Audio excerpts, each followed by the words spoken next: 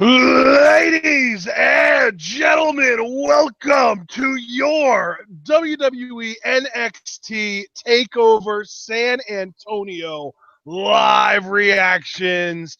We've got 5 matches announced for this card. It's on the line, and John, it's looking pretty decent, but I'm wondering what you think is going to open this show. You know, I've really given this some thought. I think Ty Dillinger is going to be the opener again on this show. Last takeover, he faced Bobby Roode. Of course, he's facing Eric Young. I think that's going to be the opening match. I'm torn between either that or Andrade versus Strong, but I think Ty and Young are actually going to take that spot. What about you, partner? Yeah, I agree with you. I think Ty versus Eric Young is also going to open the show. And right now we're seeing Ty Dillinger getting a little bit of a preview package for, it looks like, all the matches, since we already saw Roode and Nakamura. I'm assuming they're just going to show a little mini preview for all 5 matches. But yeah, I agree. I think Dillinger versus Eric Young is going to open the show. I'm expecting it to be a solid match, but then I think that the potential show stealer is Andrade Cien Almas versus Roderick Strong. I mean, you know that's the match I've been looking forward to most, and that's saying something given this card with the Fatal 4-Way and the NXT Championship match and just everything we have on tap. But like I said in our NXT Takeover San Antonio preview and predictions, you've got Roderick Strong and Andrade Cien Almas, 2 of the best workers in the game in my mind right now, coming together in that ring. I'm hoping Andrade comes out on top. Nothing personal against Strong. If he wins, I'd be fine with that. It's just I'm such a fan of Andrade, and I really hope this could be the start of what could be an incredible year for him. So we shall see. Yeah, man. Going on in WWE right now with, Donald Trump with his big Muslim ban, we might end up seeing Sami Zayn actually get kicked out of the country. Yeah, my friend James, who you guys know I've mentioned on live reactions multiple times, he sent me an image of Sammy's tweet. He said, "Words cannot articulate how disgusted I am right now. I, too, am disgusted. I'm sure everybody listening is disgusted, but thankfully, I mean, you could come here, take your mind off of it for an hour or two, and, I think that's what we could really all use right now, because I can't even believe this is happening, but I digress." Yeah. So, yeah, no more mentions of Trump or politics the rest of the night. That's on me. I apologize for even bringing it up. But we're finally getting into TakeOver San Antonio here. And here we go. I see 10 signs, so I wonder if that's a hint or if that just means that he's straight up the most over guy on the roster, which Ty Dillinger should be proud of the gimmick that he has cultivated, and he has executed it to perfection. And I wonder, is this going to be Triple H or the entrance of our first participant here? Yeah. I was going to say, I wonder if this is his Triple H. Because, he loves doing it big. San Antonio, are you ready? And all that jazz. Yep, it's Ty. Well, we called it, brother. We got the right opening match. I didn't even need to hear the music or see the Titantron. As soon as the crowd popped the way they did, I knew it was Ty, because no one else in the undercard is going to pop the crowd the way he does. No, they are not. Man, we'll see. Niagara Falls, Canada. Oh, man. They're cheering a Canadian in San Antonio, although I guess he's going against a Canadian. Damn, why'd you have to put Dillinger against the only 2 Canadians from the freaking TNA roster that came to your freaking promotion? Yeah, back-to-back, no less. Yeah, that's what I'm saying. Like, what the hell, man? But Ty Dillinger, let's hope that... Look at that crowd. They are absolutely electric for Ty Dillinger. That's how you know you have a successful babyface. Take note, everyone else, mainly main roster WWE, as Dillinger feeling himself. Let's hope that his outing against this Canadian is better than his outing against the last one in Bobby Roode at TakeOver Toronto. Because, I adore his collar. It's so great. Yeah. Corey Graves, Tom Phillips, and Percy Watson. I actually wish that Percy Watson was replaced by Nigel McGuinness. I was surprised to see him on the pre-show panel, but I guarantee you within a year's time, if less than that, Nigel McGuinness probably will be at the main announce booth. If anything, they may cram him in with Watson. Actually, I think it was announced that tonight that Corey Graves was done doing NXT commentary and that he was going to be replaced by Nigel, so there you go. Oh, wow. I don't really know how I feel about that. Even with my misgivings about his commentary on Elias Sampson, I still liked Corey, but I'm willing to give Nigel a chance. I really didn't get to hear him much in the UK tournament, but we're already somewhat familiar with what he's capable of behind the booth in ROH. So it should be a nice addition. As here and now we get Eric Young. Sanity's theme song, which is amazing. Sanity's theme song is ridiculously good. Hey, the first time tonight, because we know that fellow Sanity member Nikki Cross has a chance to bring the NXT Women's Championship home tonight. I freaking love Sanity's theme song, man. I'm telling you. It's like, yeah. There's like this, I think, well, I was going to say there's like this weird chaotic factor to it, but I think the name of the song is literally Controlled Chaos. Yeah. I'll tell you, dude, when I listen to it, it like channels my inner anarchist. I want to get some of my friends together and be like, let's dismantle the machine. Yeah. It's not so much anarchists as revolutionaries. Yeah, really. Because, like, anarchy isn't necessarily violent at its core, but revolution tends to be. Yeah, revolutionary violence is quite a popular concept and one that Sanity certainly has employed since coming here, and Eric Young looks to continue that trend against Ty Dillinger. So, and like we talked about on preview predictions, a win here for Eric Young, depending on how the NXT Championship match goes later tonight, Eric Young could be staring down either Bobby Roode or, more likely, as you and I both admitted, Shinsuke Nakamura. And we shall see. But if Ty Dillinger gets the win, that to me is the more interesting scenario because he really could use this win to really get on track. He's been in kind of a slump lately.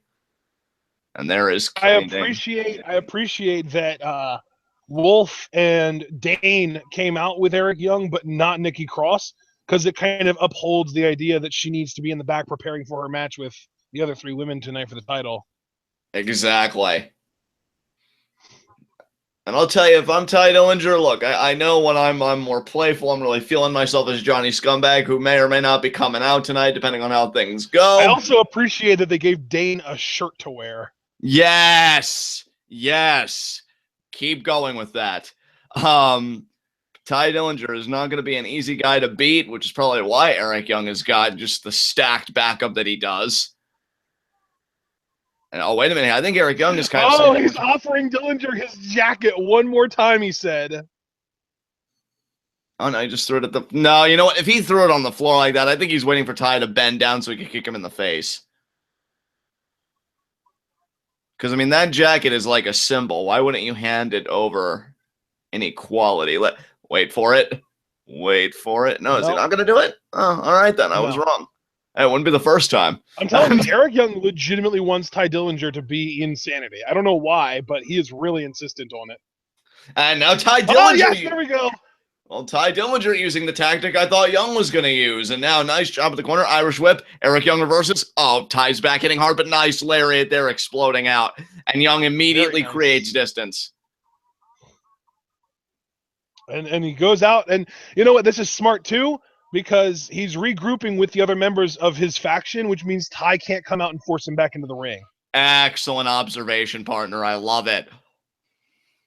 And you know what, too? In my mind, look, to me, Ty Dillinger, in certain respects, is a momentum-based wrestler. You know, when he's feeling himself, he can put together a string of offense like nobody else. Eric Young taking this breather, it doesn't necessarily take Ty out of his headspace, but, you know, any momentum that he was kind of building up, getting himself amped up, kind of cools down a little bit. So I think we're back at neutral. Ducks the right hand. Nice. You know, this might be me going way out on a limb, but I'm going to say right now, if Ty does lose this match, I legitimately think he's going to show up at Rumble tomorrow. I don't know if it'll be at 10 or not, but I'm thinking we're going to be able to expect Ty Dillinger in the Royal Rumble tomorrow.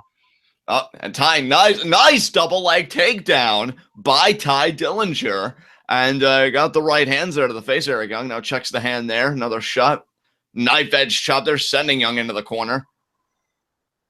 And I mean, we know Eric Young is a seasoned veteran. Oh, nice, the reverse Irish whip. Oh, over the rope. Wow. Yeah, a lot of force behind that Irish whip. I actually really like Eric Young's in-ring gear. He has a really unique look where he's wearing normal wrestling trunks like you would expect, but then he almost has like a leather kilt going on top of it. Makes him look really different, and I appreciate that. I agree. I think it certainly keeps in line with Sanity's aesthetic for sure. And now Ty Dillinger going... I was going to say, there you see big Killian Dane trying to step up in Ty's face and step him back from Eric Young, but Ty managed to get Young back into the ring. And now 10, 10, 10, 10, 10. Oh, but Young with the eye rake. Yeah, Young gouging the eyes there. And now Dillinger goes out of the floor. And what I was getting ready to say earlier, and now he grabs Ty by the hair here, and now the referee going to bring him up. But wait a minute, and Killian Dane with the crossbody. The Bray Wyatt style running crossbody. Yeah, speaking of Bray Wyatt, he may be in for a killing tomorrow at the Royal Rumble. A lot of people, really speculating who's going to win that. But this is the calm before the storm. NXT Takeover San Antonio. Dude, and now how funny is it that recently we've been actually hearing some more whispers that might be Orton that wins? I know, because remember the one rumor you and I talked about that Orton could win the Rumble and Bray could win the Chamber. And now Young there with that elbow drop, he's putting himself in a position to win this match. And Dillinger, though, smart. So smart to get out of the ring, create that separation. And as long as the referee keeps his eye on Dillinger, no one's going to be able to interfere. And you see, partner, it's not that you said anything wrong there. I agree with you wholeheartedly. But the job of 360-degree vision is going to have to fall on the shoulders of Dillinger. I mean, we know that referees can be quite easily overwhelmed in situations like this. And that's why I like that Dillinger, at least when he's on offense, you can see that he surveys the ring often, kind of gets awareness of his positioning and how to attack. But now Young is totally on the offensive here. Dillinger shifting to defense for the moment. And I'll tell you, Eric Young. You see, grabbing him going up top. Are we gonna get what is? Oh my God! That's like a Hangman's Noose style guillotine or a Dragon Sleeper. Yeah, I was gonna say Dragon Sleeper using the top rope for leverage, cover and body on body, but Dillinger kicked out. And Wolf use that against No Way Jose too in their match. Say that again, partner. Didn't Eric Young use that like leveraged middle rope Dragon Sleeper against No Way Jose 2 in their match? I believe he might have. I couldn't say with any certainty. What a right hand! I don't know. Yeah, I was gonna say I don't know if it was Jose or if it was like a squash match on NXT TV that he did it in. What a neck breaker! Nice delay on that neck breaker. Hooks the leg here too. Dillinger kicks out. You can't fault the cover there of Young. That's the veteran experience coming to play. Eric Young's been in matches like this before. If you've got a pin attempt, you maximize the utility of it. You get the legs. You just get all the leverage you can. But Dillinger not to be denied right now. But I do like the strategy, given that Eric Young's finish is the wheelbarrow neck breaker of softening up that head and neck. And I think that's very smart. Great point, John. And now Young maybe going back to that top rope Dragon Sleeper that we talked about earlier. And it looks like it. But Dillinger, though, has it scouted this time. Oh, nice. 2 shots there. Oh, and just a body shot. Left shot. It's funny, too, because Ty Dillinger's finish also focuses on the head and neck with the tiebreaker, the Ushi-Goroshi.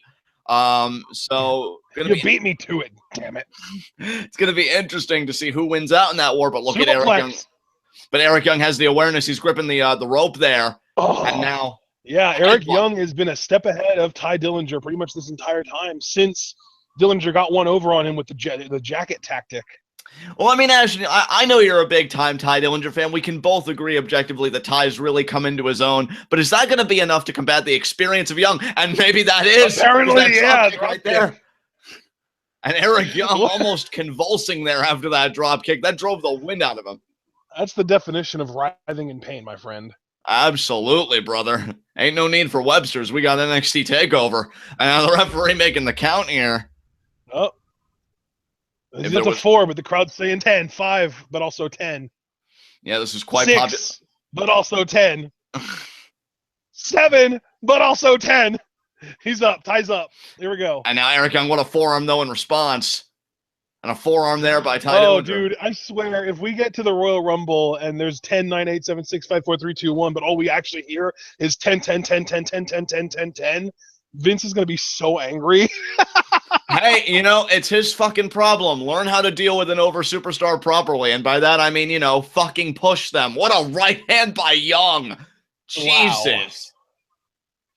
I mean, Young, I never knew him to be a southpaw, but I'll tell you, he can throw those hands. And now, Dillinger going for the beard. Yes. That's why Ty always trims. Ducks. Oh, there's that forearm. This is the moral-based offense I was talking about. Almost a Naito-esque forearm there from the rope. Absolutely. And now could it be a back body drop? What elevation there. Nice. Ty Wow. is feeling it now. Yes, he is. He's pumping the crowd up. Oh, he's going to charge in the corner here. Is Young going to be prepared? No, he's not. What a chop. Chop. When he gets going, he's so hard to stop. And now Young, look at that. Wow. Able to recover. Oh, but Young, that was actually look really at Dillinger. What a suplex by Dillinger. Young convulsing again. Oh, my God. And Goes now to hooks the pin here, leg. Ty. 2. 1, 2. And did you see Alexander Wolf and Killian Dane getting ready to get into the ring? They were. And not only maybe even potentially break up the pin, but just beat down Ty Dillinger if he did get the 3 count? They were, man. They were totally ready for Young to pull the trigger, to pull the trigger themselves, really, and assault Dillinger. And I got to say, how funny is it that Kurt Angle is on the ballot this year for the Hall of Fame? Because that suplex by Dillinger was straight out of Angle's playbook. That was gorgeous. And now that stomping definitely was. Maybe it was meant to be kind of a tribute to Angle, knowing that Angle is kind of coming back to home, really, to WWE. Oh, wait a minute here. Ty. Oh, is he prepared for the tiebreaker? Oh, but Alexander Wolf there getting involved. Pulls him into the ring. That's different. You don't see that very often. Oh, he's going to hit Wolf with the tiebreaker. And he got Wolf with the tiebreaker. He got him. Oh, now Young. Oh, but Young. Oh, he's got him up. Oh, but Killian Dane now. And remember, the ref can't call for the bell because they never really laid their hands on Dillinger. Dillinger neutralized him before then. Oh, could it be the wheelbarrow neck breaker here? No, Dillinger's got a counter. Ty's got a counter. Going for it. Victory roll! Victory roll counter! Roll through. Victory roll. 2. Oh. Yeah, that was not aptly named because No. it was only a 2 count, but I digress. Dillinger now going to try and go back to the tiebreaker. He got it. He got it. Holy crap! Ty's going to win this. He is. Wait a minute. Wait a minute. Yeah, the foot. Oh, sanity coming through for Eric Young. And Ty Dillinger, look at that. He knows. He knows he had Eric Young beat. We all know it. And now pulling Eric Young out. And now look at Dillinger. I don't know if that was smart. He actually did take a bolt out. Holy shit. Yeah. I thought he was only going to hit Wolf there. I thought Dane was going to get out of the way. I actually thought they were both going to catch Dillinger collectively. He neutralized them both. But the question is for how long? And Dillinger trying to stay in that second gear. You know what, though? It's got to be demoralizing when you know you've been cheated out of a victory after your best shot. So I'm curious how Dillinger's going to respond to this. Yeah, when you give somebody your best shot and you know you have them beat, but they still manage to get out of the pinfall anyway. Exactly. Oh, wait, Ty kick out. Kick out. He does. Kick out. He does. He kicked out. Ty ducks again. Baseball slide there to Dane. Baseball slide to Dane. Eric Young, what's he got? Oh, Eric Young. Oh, wow. Oh, no. He caught him. One strike. Wheelbarrow neck breaker. And he hit it. Oh, God. Well, see you tomorrow, Ty. Yeah. Eric Young gets the win.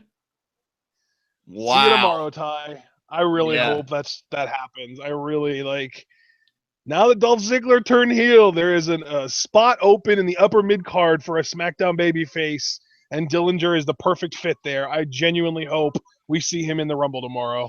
Hey, I genuinely hope so too, because if you're a Ty Dillinger fan, how many losses at a takeover can you take? That's his second straight loss at a takeover stage.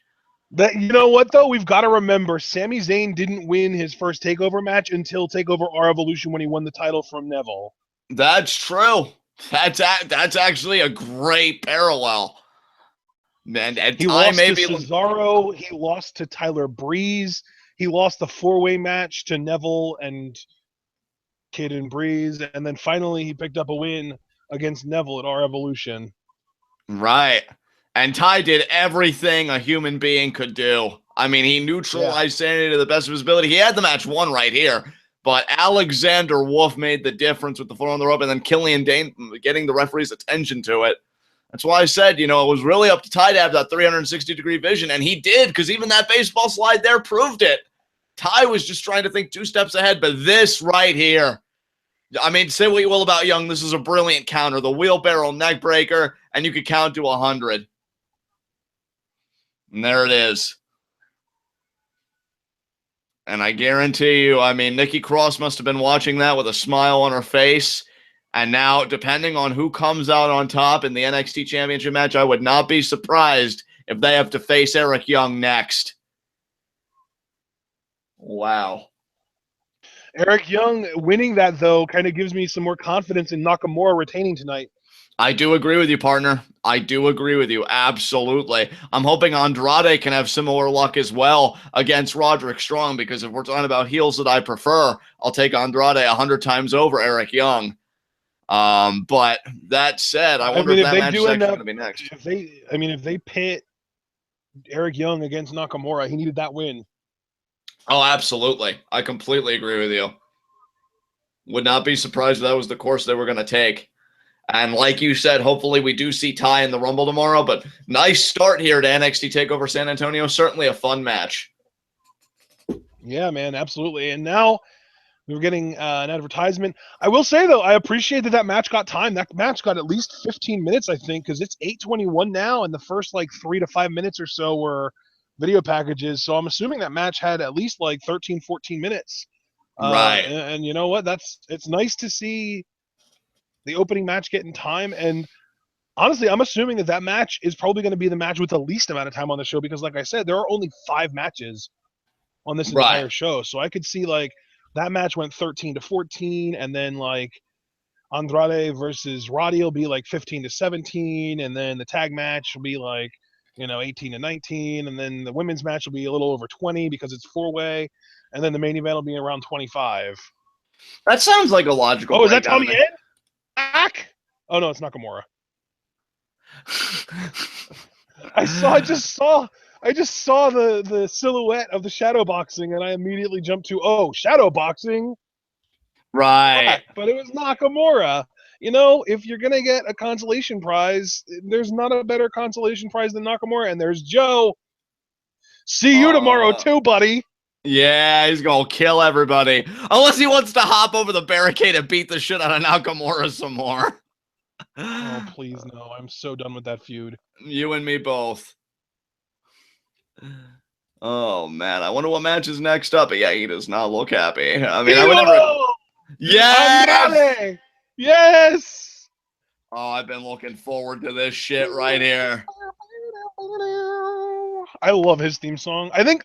Yeah, I did. I ended up giving his theme song my theme song of the year 2016. So if you didn't believe me that I love his theme song before when I said it, was my official 2016 theme song of the year. Yes. Oh, I love it. Awesome. He looks so dapper in the suit and everything. Oh my God. I hope he beats Strong, but I have my doubts. Yes. Hold up that Los Ingobernables fist. I love him so much. I want him to challenge Nakamura next. Even though, again, I wholeheartedly concede that it'll probably be Young. He even has the Naito strut down. He does. Oh my God, Andrade Cien Almas. Oh, he's so good. And now look at him. So confident, so poised. He knows he's better than everyone else. And he's about to show it to Roderick Strong. Oh, but Roddy's so good too. This match is going to be really good. And dude, much like the opener, I hope it gets time, because if there are any two performers you want to give time to, it's these guys. I mean, Lo de hoy. Lo de un momento. Come on, Andrade. Come on. Voodoo. His theme song, the lyrics of his theme song are actually really cool too. Like the El Idolo at the beginning is just the idol. And yeah, you're damn right he is. Yeah, buddy. Oh, man, here comes, though, a guy that just I talked about momentum-based offense with Ty Dillinger. I mean, this guy is the Energizer Bunny of professional wrestling. He just goes and goes, and Iron Manning up is his default position. Like, it's not even an expenditure for him. Roderick Strong, I know in most cases when I'm really behind a guy, it involves me tearing another person down. But much like a Mundo Puma match, I really can't find it in myself to tear Roddy down. He's earned my respect. I loved his work at PWG.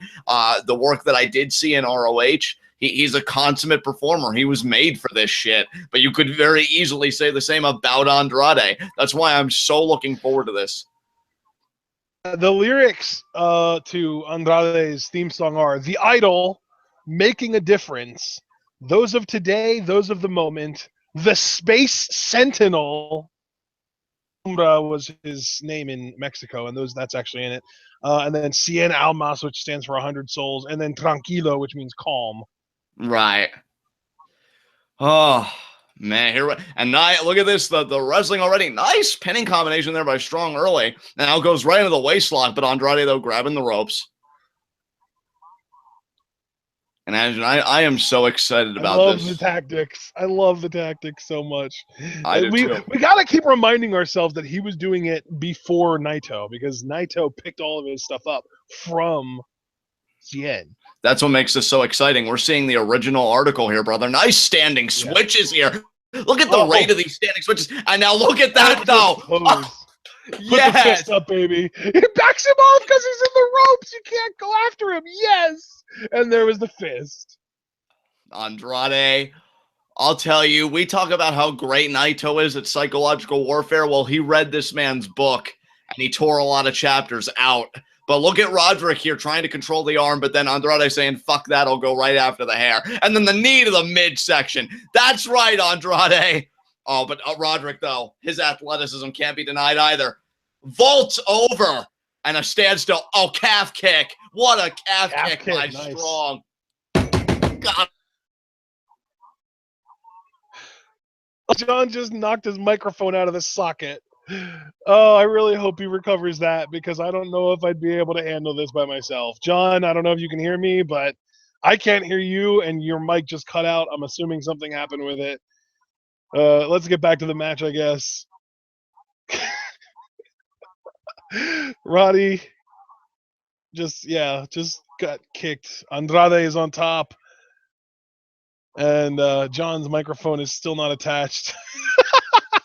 This is hilarious. This isn't two heels, by the way. Roderick has been booked like a babyface for the last month or two. Andrade on top, though. Andrade dominant. Taking it to Roddy Strong. I love it, guys. Aren't we excited? Oh, slap! Just slaps Roddy in the face. I really hope this doesn't last long. Please fix your mic. I just sent him a message, guys. Hopefully he gets it.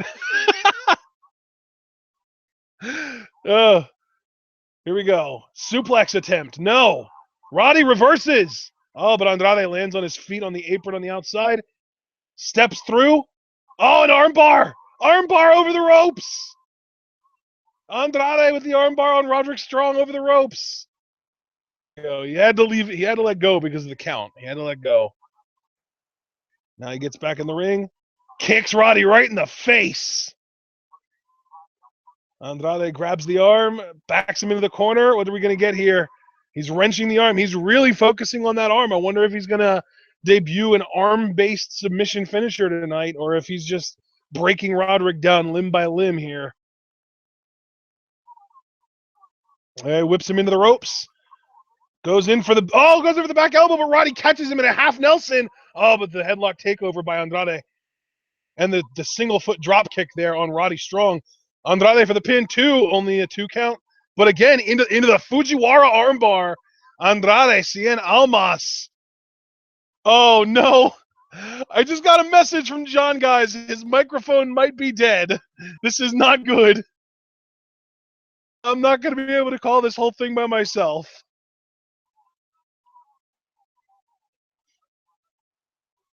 Oh, man, that's not good.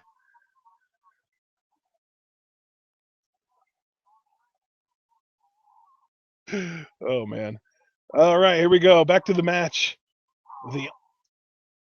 The hammerlock scoop slam there. Andrade still dominant, by the way, guys. Up top.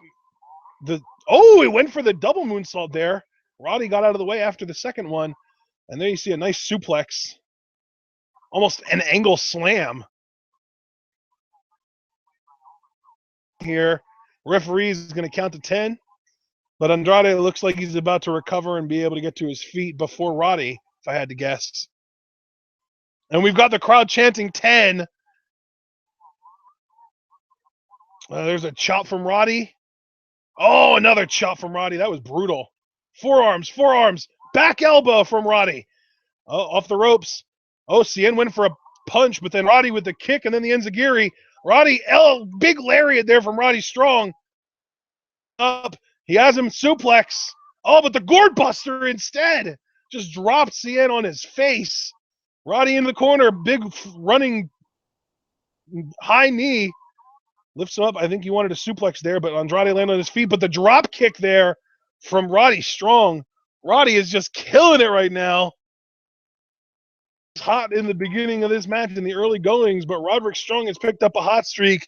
He is one of the better momentum kind of wrestlers in WWE and really in the world right now. You let him get some momentum behind him, and he can be deadly. And there, that freaky Roddy strength catching Cien out of midair and dropping him on his knee, the Messiah of the backbreaker. They call him that for a reason, folks. Cien in a lot of pain, but he did manage to kick out of that pin attempt. John's mic is malfunctioning. I haven't gotten an update since literally 4 minutes ago when he said that his mic might be dead. Now Roddy has the half Nelson, going for the half and half suplex. Cien with the full Nelson. Now the arm trap German. 1, 2, and Roddy kicks out. Andrade actually seems really frustrated that Roddy kicked out of that. I'm not really sure why he didn't expect a kick out with a basic move like that, but well, what have you. Here we go, going for another German. Roddy with the back elbows. He hit 2 of them, but then Andrade grabs the tights, pulls him into a roll-up. Now he's lifting him up for a power bomb, drops him into it, goes for the cover. 1, 2, and Roddy kicks out again. Live in this, guys. I'm sorry that this live reactions has kind of devolved into me pulling a Joey Styles and just kind of doing both sides of commentary. But again, I want to repeat, everyone, John's mic might be dead.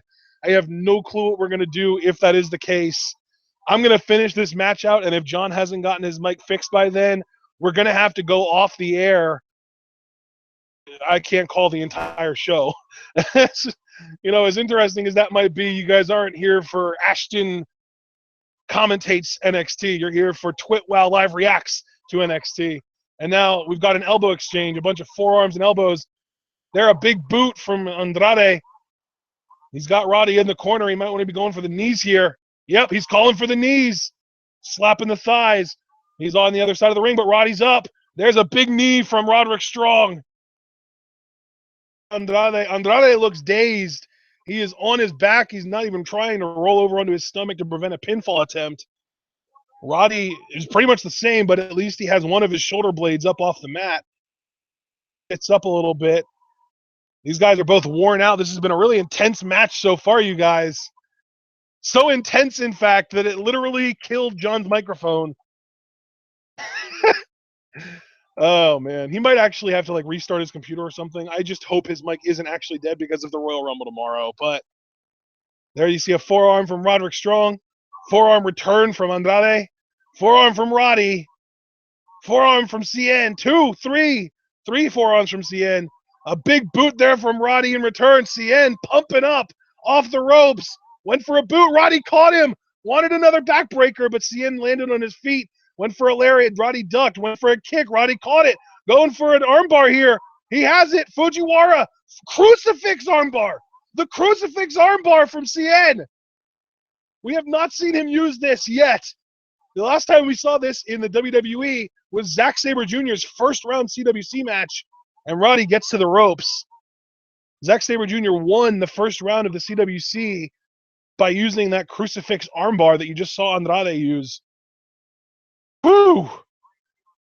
And now Andrade is going to grab Roddy and just ground and pound, just forearms to the face over and over again. Andrade looks like he's worn out and he wants to put this match away. He's probably going to have to use the hammerlock DDT if he wants to do that, though. Meanwhile, he's going for a moonsault here. It's probably going to end up being that double moonsault because I'm guessing Roddy rolls away on the first one and Andrade follows up. Here's the attempt. Oh, no. No attempt. Roddy spreads Andrade's legs, and he falls on the turnbuckle. That was brutal. I would never, ever want that to happen to me. That sounds like the worst time imaginable. And then burning alive and then drowning as far as horrible, painful things that I never want to experience. Here we go. Roddy has, I think he wants the backbreaker on the top turnbuckle. It's almost like what Charlotte wanted to do to Sasha Banks at SummerSlam before she dropped her on her head. It's so fucked. John, I hear you. A little bit, kind of. What? Are you saying you can hear me right now? Yeah, I can hear you right now. You're really blurry and muffled, but I can hear you. That's probably the webcam mic. Okay, to give everybody an update if they can understand me, my one stationary mic is dead, and I've got a headset, but I need to fix some things here first. I'm hoping to be back before the end of this match, but it's a freaking mess over here right now. That's fine, dude. You take your time. Make sure you get it fixed. I just wanted to make sure that we were still going to be able to finish this show out, because if you wouldn't have gotten back before the end of this match, I was going to close it out. And now, Andrade went for the hammerlock DDT there, but Roddy runs him into the corner. There you guys go. You got a little bit of an update from John, and I'm happy about that too, because I didn't know what was going on with him either. So now, Andrade, into the turnbuckle. He's going for the knees. But Roddy out of the way. Roddy off the rope. Lariat from Andrade. Really took both men down. I think Andrade wants the knees again. He's going to go for it a third time in this match, and this time he connects. Finally, Andrade connects with the knees. A move that he used to put people away in CMLL, but the hammerlock DDT, no! Roddy again with the freaky Roddy strength, the knee to the face. He got him up. Drops him on his face. I don't even know what the name of that move is. I think it's just called picking a guy up and dropping him on his face. And there's the sick kick. Roddy's going to win this. 1, 2.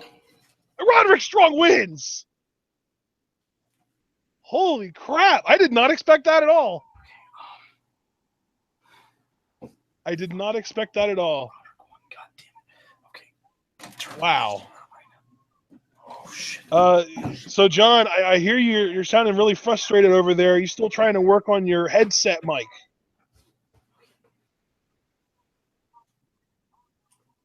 I guess you can't hear me now. That's unfortunate. You know what, guys? I'm going to... No, you know what? Screw it. I'm just going to keep the stream going. John's getting his shit figured out. We'll be fine. Think. First ever one-man commentary booth on TwitWow. I got to handle an entire match almost by myself. That was unlike anything that you've ever gotten from us, or either one of us.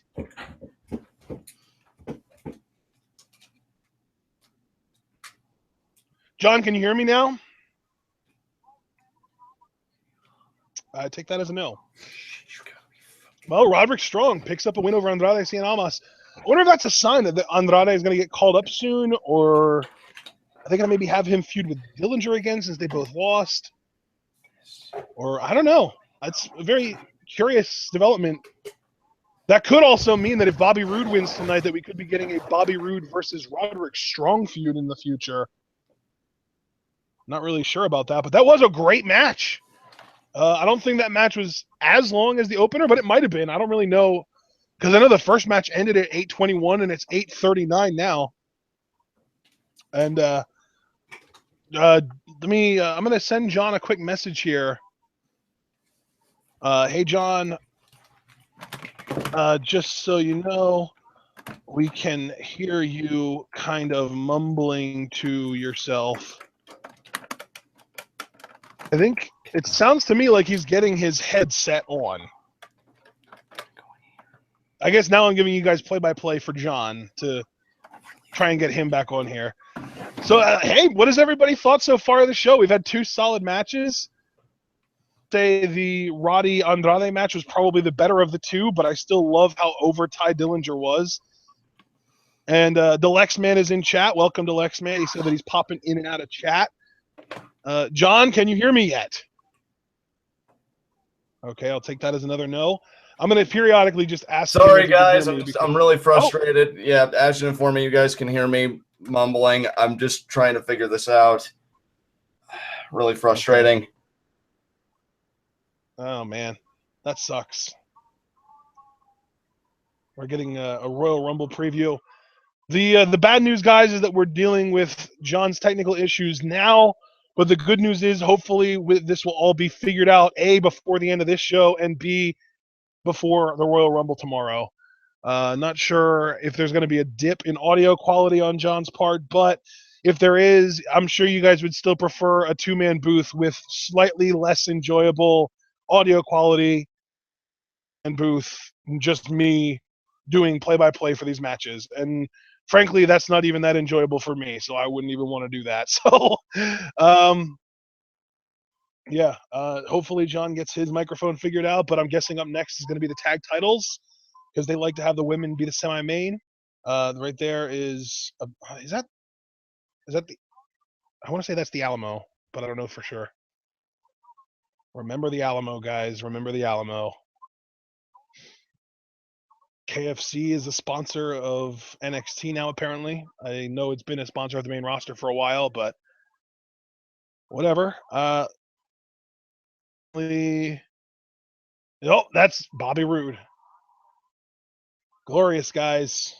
I gotta say, I hated that when the Miz did it, and I'm not a big fan that Bobby Roode has done it. I'm not a big fan of WWE performers basically hijacking everyday words that are used commonly in the English language. I'm not a fan of being basically mentally forced to associate the Miz with the word awesome every time I say awesome, and I can't stand needing to associate Bobby Roode with the word glorious every time I want to say or use the word glorious. Literally taking words out of my vocabulary and making me associate them with individual people that I'm not even that big of a fan of, although I have grown to become quite the fan of The Miz. Yeah, it looks like tag titles are up next. Gargano and Ciampa, Team DIY, taking on the AOP, the Authors of Pain. Michael Hayes is in the crowd, and he probably is just here to kind of sit around and enjoy himself. If he's like an insider that Vince sent to NXT to scout to see who he likes, to see who they should have on the main roster, that'd be interesting. Sure, he wouldn't be able to do it very well because if there's anything that I know about Michael Hayes is that he's not particularly good at his job, and also that he's racist. So there's that. Oh, and also that he used to bang Rosa Mendez, and I don't know if that used to even applies. He might still. All right, I'm gonna check on John here real quick. See, yeah, no updates. He did mute his mic though, which is why you guys haven't been hearing him kind of mumbling anymore. I noticed that PW Gregory in chat quoted John. He said he actually quoted John's kind of angry rant about his microphone situation.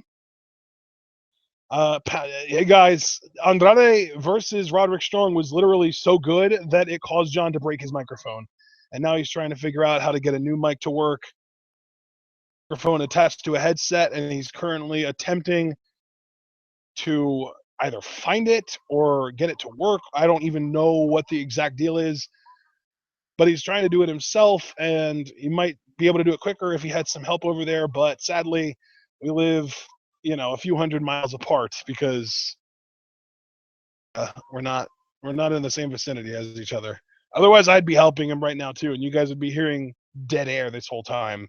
So hopefully this AOP versus DIY match is everything that we hope it'll be and more. My expectations aren't really that high. I'm expecting this to be probably the worst takeover tag team championship match since, probably since the Ascension held the belts, honestly. Because even like the Lucha Dragons and the Team Thick guys, Wesley Blake and Buddy Murphy, put on some great matches together. No, I mean nothing on the same level as anything like the Revival and Alpha and DIY have done, but I'm not really expecting an amazing match here, but I'm sure it'll be really good because DIY are just amazing and the AOP are really good at playing that sort of monster killer role. So Oh, this is starting to do a little bit of a number on my voice, guys. So if I don't have a voice tomorrow during the Rumble, I'll apologize ahead of time now. Gonna actually take a little quick swig of water. I'm gonna mute my mic so you guys don't have to hear that. So I'm gonna have a little bit of dead air here over the next few seconds.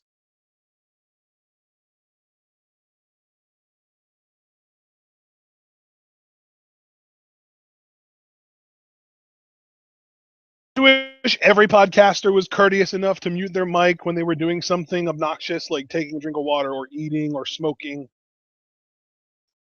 I can't tell you how many times I've listened to a podcast and out of nowhere you just hear like a slurping sound or someone blowing smoke out because they took a hit off of a freaking what are the things called that you vape out of? I don't know.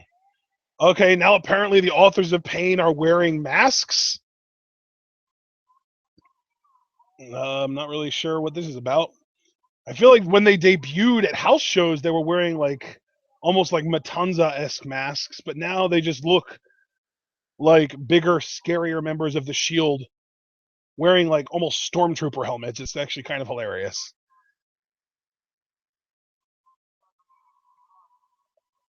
All right. Let me see if I can get another update from John. He said he's trying to get his Logitech headset to work. I'm going to ask him, is it... I'm going to actually just say, what do you mean by trying to get it to work? Or is it not working? Because if he can't get this to work, we might have to end the stream early, guys. Another entire match, or more than that, by myself. Honestly, as poor as the quality would be, I would almost prefer John just unplugs his headset entirely and just join me via his shitty quality audio webcam mic. Nothing. Oh, okay.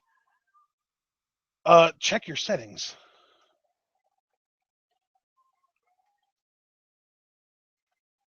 Do you need to restart your computer? I'm gonna not even send that message because I hope he doesn't have to send it to restart his computer, and I know if I send it, he'll do it whether he needs to or not. Here we go, guys. DIY coming out. I wonder if the authors of pain are gonna wear the masks to wrestle, or if it was just entrance. Oh no, it was just entrance attire. Okay, they already took the masks off. yeah. PW Gregory gets. Can you hear me? Basically. Yeah, I can hear you, but you definitely need to turn your microphone on your headset down a little bit. Okay, let me take care of that. Yeah, because you're you got like a buzzy sound going on. Is that better? I mean, you could actually go to turn it down a lot more than that, but you're here at all just makes me happy. Is that better, partner? Yes. You're definitely much better. All right. Well, hey man, welcome back. Wait, now I don't think I can hear you. Hold on a second. Oh no. Oh, that's terrible. Okay, now I think I can hear you again. I don't know what happened there, but hopefully we can do this. Okay, well, hey man, welcome back. It's nice to have you back. Oh God, that was a nightmare. I was having such a good Saturday too. Of course. Hey, I mean, the good news is you're back, and we don't have to end the stream early, and we can finish the show out. The bad news is Andrade lost to Roderick strong, and I had to call that entire match by myself. I think I handled it pretty well, and chat seemed to enjoy it. We're actually up to 10 likes, which is actually way more than I expected by now.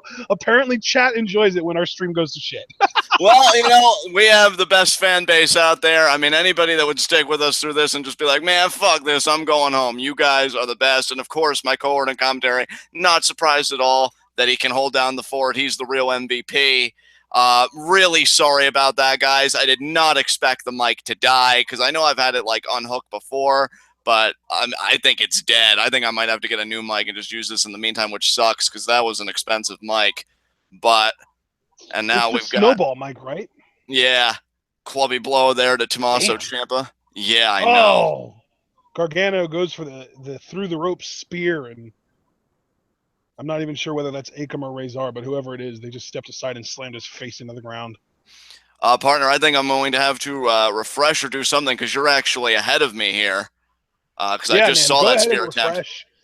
You're gonna need to do some refreshing to catch up because we had a few stream hiccups while you were trying to focus on fixing your microphone settings, and yeah, you got to do a refresh job to catch up. Yeah, now I'm just seeing both members of the Authors of Pain taking it to both members of DIY in opposite corners. Yep, that's where I'm at too. I think you're all good. Super kick. Ciampa there with the knee. Yep. Double clothesline there. I think, what was that, Razor? Yeah. Another kick to the face. Know. You know what? I got to look him up. Tope Suicida there. And now Gargano taking out. Nice suicide dive. Tope Suicida! Yeah, Tope Suicida there. And now Ciampa there with the knee off the apron. Paul Ellering looking concerned. One, Akam is the smaller one. I believe this is only DIY's second ever tag title defense. So, I mean, they're coming ready to go. Akam is the one with the tattoos. Okay. And now Gargano going to slingshot. No! Look at the power there. Oh, on the apron there. Nice. Gamangiri, though. Kick right to the head. Super kick. But Razor, though, with the elbow, sending Gargano to the barricade. Yeah. I just did a quick Google job, and yeah, Akam is the shorter one with the tattoos, and Razor is the bigger one with no tattoos. Okay. Referee now making the count. Oh, could be a power slam here. Maybe drive his face on the steel steps. You got a litany of options when you're on the outside. No, I think he's just going to bring him back in the ring full force. Man, that's impressive. Gargano manhandled, and I'll just slam back into the ring. Wow. And hey, we know from the CWC, we know from other bouts that Gargano has been in that he can take a beating. Oh, yeah. So, I mean, the Authors of Pain feel like they're just going to put Gargano away that easily. They are in for a rude awakening. What a right hand there. And now Gargano just kind of inching in the Nobody does the glazed over concussion look better than Gargano. I definitely agree with you there, partner. I feel like the only other guy on the roster that can give him a run for his money in that category is Sami Zayn. Yeah, Sami Zayn's terrific in that role. And now AOP, though, just picking their Gargano apart. And Ciampa, I mean, you know, when you see a partner get beat down on for a prolonged period of time, it really just gives them that itch to want to get in there, really want to compete. Yeah, your mic is actually pretty decent. It's not as good as the Snowball mic, but it's, I'd say like 80-85% as good. I can't really tell much of a difference. Hey, partner, we're going to have to deal with it because for the foreseeable future, I'm thinking this is how we're going to do Rumble tomorrow, Raw on Monday, and SmackDown on Tuesday going forward because I really don't know. Oh, no, we're not doing it and on Wednesday. That's right. Right. I mean, I've got a lot of work to do when this show goes off the air. I'm going to need like a lot of time to just process and work through this. But for the moment, Gargano being worked over here. And if you want, you can hop on Skype and we can do some testing with microphones if you feel like that would help. I'll get on with you early tomorrow to do that. For now, I just need to get my computer back in order because everything's a mess. Like I can't even like go back to my Saturday. Like I'm just so frustrated and pissed right now. But I'm trying to stay focused on the match. And Gargano now, oh nice Canadian backbreaker there. A modified, like a lazy gory special. Yeah. And Gargano just being bent and contorted every which way here. Oh man. Like I said, that Canadian-style backbreaker being put to good use. And that's how they all just paint like it. Yeah, at least that's how I've always known that move before. And Gargano going to try and fight here. Ciampa trying to get this crowd to will on Gargano. Johnny Wrestling chance. Yeah, Johnny Wrestling indeed. And he does slide out. Tries to create the distance. Charges. Oh, eats nothing but corner there. Is Akam, and now tag into Ciampa, maybe? No, cut off at the pass here. No. Akam, yeah. Oh, but the Enziguri. Oh, but he still has a hold of the foot. Wow. And he makes the tag to Razor. That's so smart. Stomp. Oh, but Akam going up top. Stomp. Oh, the stomp. Wow, like an inverted curb stomp. Hooks the leg, and Gargano there kicks out. Oh, damn. Gargano staying in this thing here.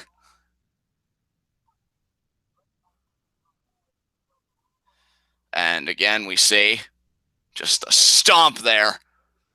That backbreaker. Really nice double team there by AOP. And now Paul Ellering kind of talking trash to Ciampa. I guess wanting to further antagonize him. Gargano is in that power slam position, but he slides out. Side steps. Yes. Get in the ring. Boot. No? Oh, you got kicked, homie. Duck. Oh, and then Mr. He Larry ducked, there. yes. Oh, now AOP trying to recuperate. We need Ciampa. Come We on, do. Johnny. You gotta move faster. That's the thing. I mean, Akam is, I think, is he still in? No. Is Razor legal or is Akam? I think Akam might be legal. I thought Razor was legal, but there might have been a tag made. Oh, there we Akam go. And that was on the bad arm, too. Ciampa now with the tag. And nice diving lariat there. Knee there to Razor. Nails. Akam gets Akam now trying to get Akam Billie back in the arm. A couple of big boys.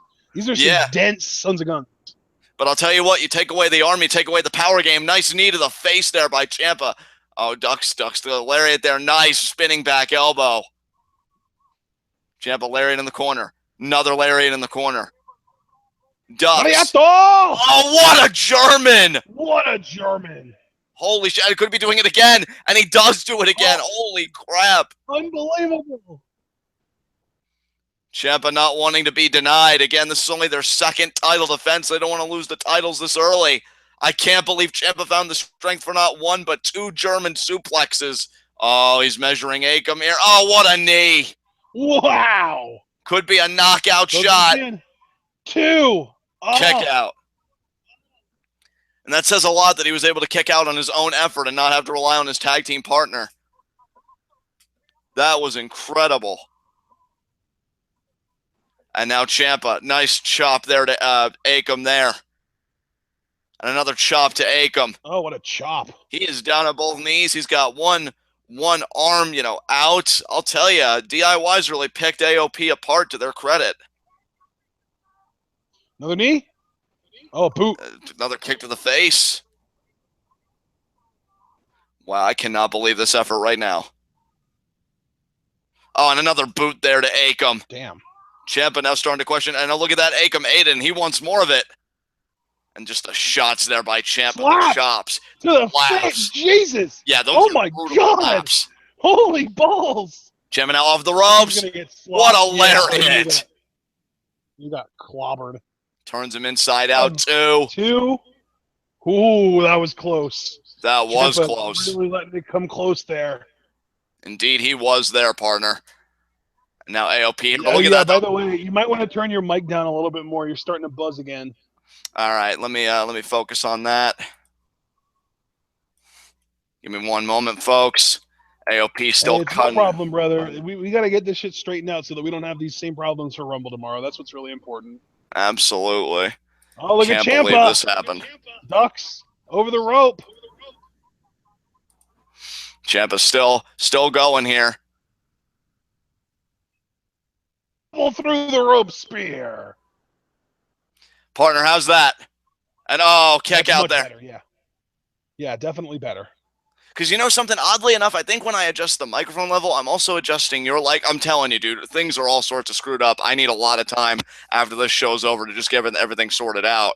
But kick out there, AOP stays in this. As we see here the replay, look at this, double. Yeah, that was cool. I wasn't expecting Ciampa to do that, honestly. It's pretty cool. I wasn't either. And now look at Gargano, though, with the clubby blows in the corner. DIY feeling it. They've got that second gear. Oh, yeah. Now DIY. Could it be double team? No!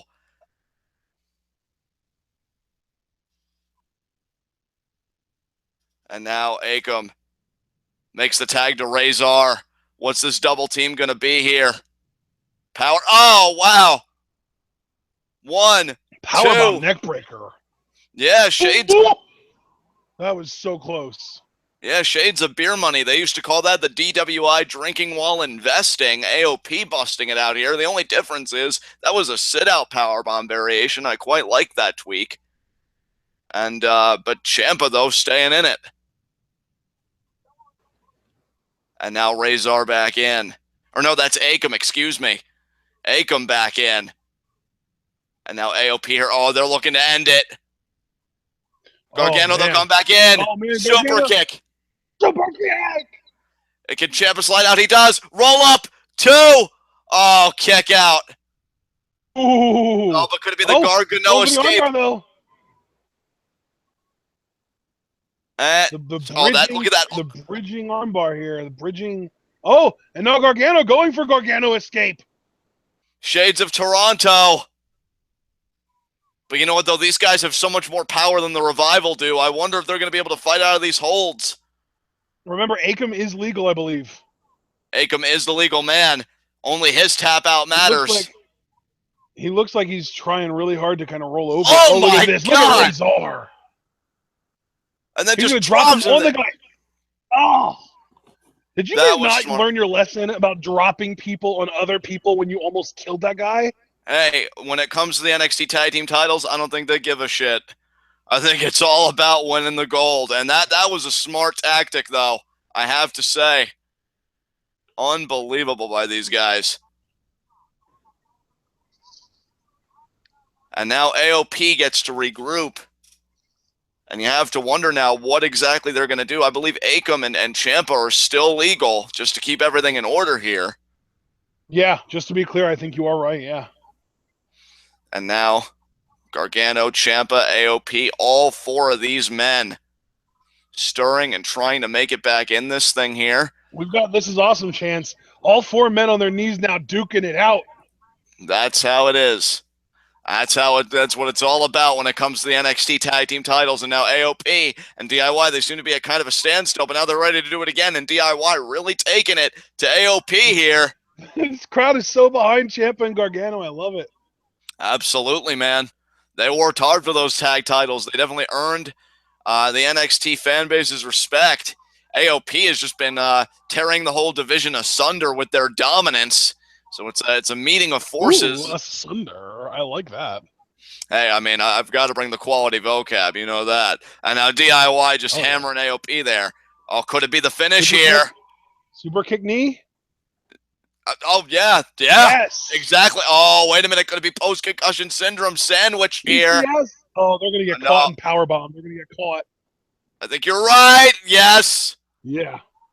Oh, my God. Backs. Oh. And then the power bombs. There are the power bombs. Oh, my God. And Ciampa is left. Power was a lot more impactful than Razor's. And Ciampa's all alone. Gargano's out. Ciampa's legal. This might be it, brother. I think you're right. And there it is. That's going to be it. The question is whether Ciampa breaks up the pin or not. 1, 2, and that's it. AOP, new tag team champions. Are the tag team? Yeah, I appreciate that, though. I think I called that, too, didn't I? I believe you did, yeah. Yep. Wow. Hot damn. It just makes me wonder who comes after DIY then. Because there really aren't many babyface tag teams in the division, at least by my recollection. Who comes after AOP? Oh, after DIY. The tension, after the rematch. Yeah. Yeah, and that's your site, folks. New NXT Tag Team Champions, Authors of Pain. Wow. That did not take long, did it? No, it did not. You want to talk about fast title wins in NXT history? These guys have got to be the fastest as far as the tag team titles are concerned. I mean, they just came in and they dominated. And then you see here trying to replicate Toronto. But you see Razor just too big, too strong. And that's what I feared. You know, when you're talking about 2 behemoths like these guys, look, I love the Revival. They're one of my favorite tag teams. I think they're great guys. But deficiencies are deficiencies. And relative to AOP, they just don't have the power, you know, that these guys do. And it came to the forefront. That power was the difference maker in this match, you best believe. Because if it was any other team, that would have been it, that double submission. And then you see the The final chapter right there. 3. Whew, man. Are DIY the shortest reigning tag champs, or is it still Alpha? I'm not sure.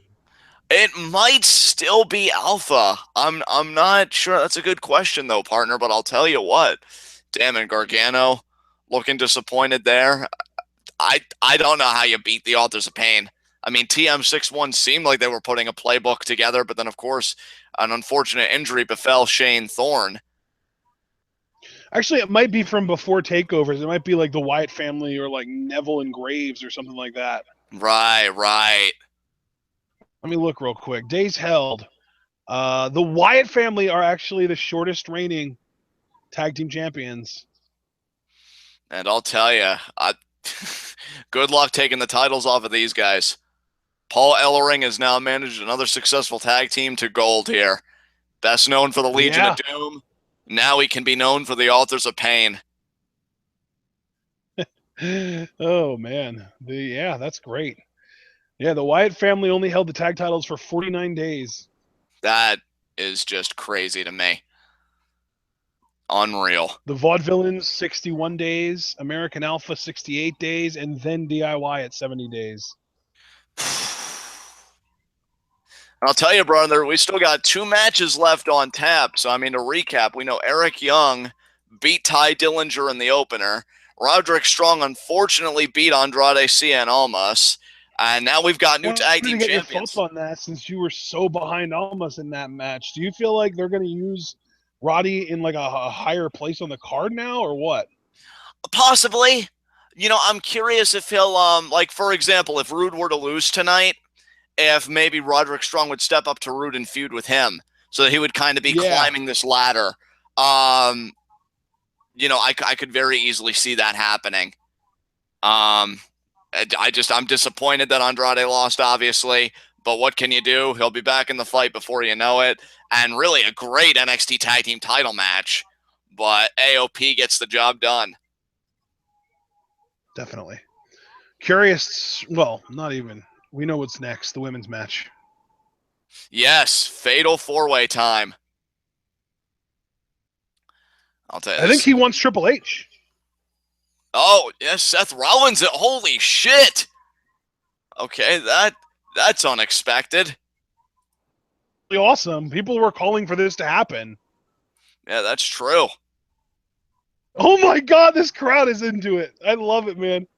He really wants Triple H. Dude, if Triple H's music hits, this crowd's going to erupt. I wonder if, like, some NXT talent, like, I don't know, was just going to interrupt and try and give shit to him. I was thinking Cassius Ohno, but I didn't want to say it because I didn't want to out myself as being stupid. But if you say it, maybe there is some credibility to that idea. Yeah, Rollins is demanding here. What? This is so cool. Oh, Triple H just showing himself. Him. Oh, it's Triple H. Holy shit. Definitely did not see this coming. No, I don't think anybody did, partner. I can tell you that right now. Is he going to do it, or is he going to sit Cassius Ohno on him? He might. Oh, how crazy would that be if Cassius Ohno was kind of the NXT chosen one and Triple H is just somebody? Yes. Oh my God, what is happening? Oh, security. Oh, that's not nearly as exciting. It doesn't even say a word to Seth. He just had that look on his. He just had this look on his face, security like security is about to get slaughtered. I'm so ashamed I ever believed in you, Seth. Seth. And now Seth going after security. What a treat that we get Seth on a takeover to further the storyline. I think that's so clever, too. I don't think he's ever had a match on a takeover because he was in and out of NXT before the takeovers even started. So just security. Like, I'll get through all the security I need to. The upper hand. They're getting the upper hand. Oh, man, too many. Too bad he doesn't have his Shield brethren with him. Or even just Roman Reigns. He wouldn't need Dean Ambrose. Roman Reigns is so OP. He could take all that security by himself. Yeah. Man, oh man. Let them fight. I don't know what you're talking about, NXT. There's no them. It's just Seth. Triple H left. Yeah, Triple H is like, this is beneath me. I am so much better than this. Man, and Triple H still, it's like he has this code of silence. He still hasn't given his reason for why he betrayed Seth Rollins. Could have given it right then and there, but nope. That was amazing, though. And you got that crowd really up and hyped up for the women's match, too. So that's actually a really smart move. Absolutely, man. That's great. That was awesome. I loved that, man. Yeah, commentary trying to make sense of it. Yeah, that whole thing was nuts. Rollins, and oh no. Hey, you know, I guess that's the risk you take when you play a card like that. I thought it was clever. I applaud them for doing that. I thought that was cool as hell. But Seth won't be getting Triple H until WrestleMania, so you better deal with those match. Asuka, Nikki Cross, Billie Kay, Peyton, Royce. This is the first women's championship match since I want to say NXT Takeover Our Evolution. I think that was the show that was the four-way match. Or no, that was just Sasha Charlotte. So then it was NXT Takeover Rival, right? That it was NXT. That was Charlotte, Bailey, was Bailey in that? Yeah, she was in that, I think. Yeah, she was, because she was actually, or to Sasha, I mean, to lose. Right. But what show was that on? Was that on Our Evolution? Or was that on Rival? I believe that. I want to say Rival, but it very easily could have been Our Evolution. Now we're seeing Nikki Cross here. Man, Asuka being fired at from all sides. This is unbelievable right now. Yeah, you gotta love it, though. There's not enough competition. Well, here's your competition, lady. Yeah, I'm just really hoping that Billie Kay and Peyton Royce get to, like, it gets to be their coming out party to show everybody what they can really do at a high level on a show like this. That's what I'm really excited about. And there you see Peyton Royce and Billie Kay. They're going to show the assault. Yep, right there, just taking Asuka down. I'm telling you, I love the two of them together, and I want them to be kept credible even after this Fatal 4-Way. I wouldn't mind them feuding with Ember Moon on her way to Asuka, or really whoever wins this match, because, I mean, Nikki Cross might win for all we know. I mean, I doubt it, but you never know with NXT. And yeah, I'm pretty sure it was actually Takeover Rival that we got the four-way women's match, the Four Horsewomen. Okay. Because Our Evolution was just Charlotte Bailey, and then Our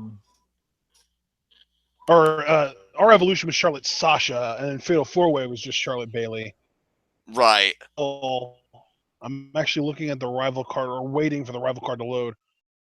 That was Sasha, Charlotte, Bailey, Becky. So the NXT TakeOver Rival was the four-way. That was the last time we had a multi-woman championship match on an NXT TakeOver, and that was almost 2 years ago to the day. It was about like 2 weeks short. Hold on, partner. I think I've been disconnected again, unfortunately.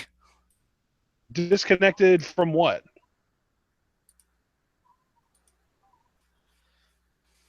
His headphones. Oh, that's lovely.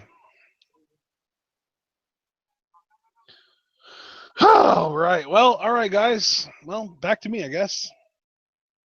Billie Kay, Nikki Cross, Asuka. Curious what order the entrances are. Sanity first. Wow. Nikki Cross coming out first. I'm assuming she's going to be by herself since all three other members of Sanity were already out there. Time match.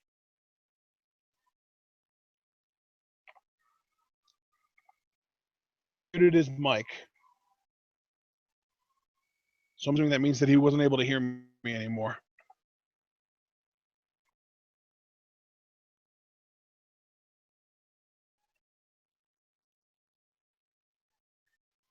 Gotta love technical issues, guys. Lots of fun.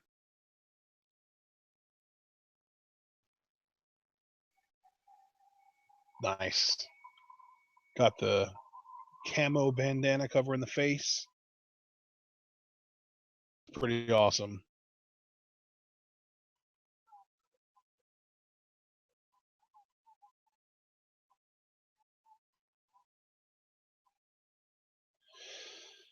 Oh, man. Here we go. Graves and Phillips and Percy Watson talking. What about? I barely can hear the show. I'm not trying to be silent long enough to hear it for you guys either. You know, the dead air is pretty bad.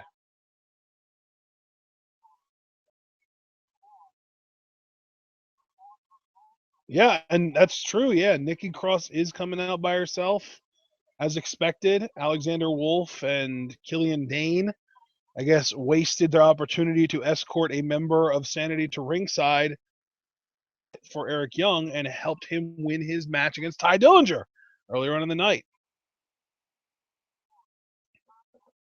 And yeah, Billie, Kay, and Peyton Royce, if they are breakout of the year candidates, it's because of the way they were booked, which always been really talented. Both of them have always been able to talk. Both of them have always been really good at working.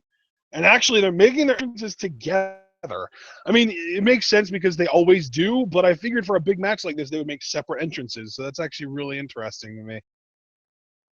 That's pretty cool. Holding hands to the ringside. That's cool, man. Just to stay friends to go into a match where only one of them can win the NXT title or women's championship if one of them wins it at all. Because obviously there's a chance that neither of them could win it, and that's probably the most likely scenario. Maybe not in their minds, though.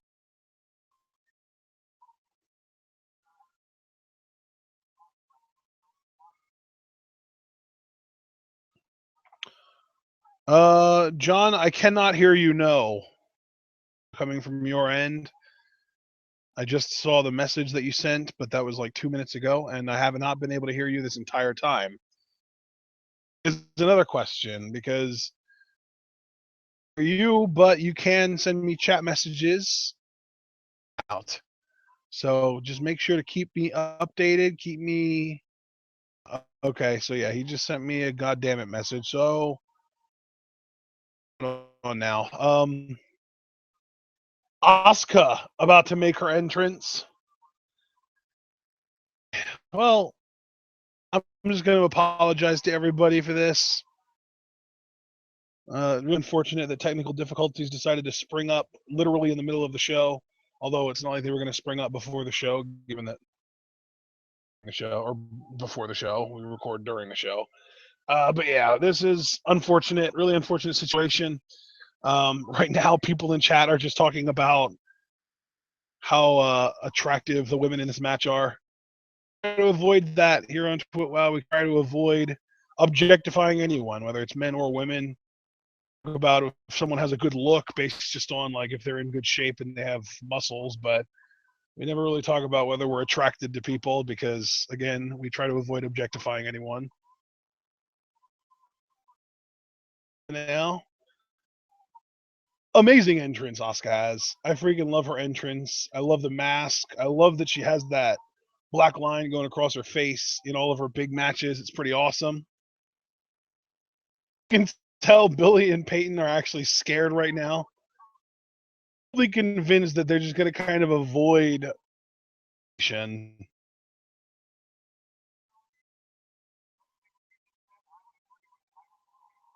because they think that Asuka and Nikki are just going to kill each other and then they're going to kind of pick the bones afterwards.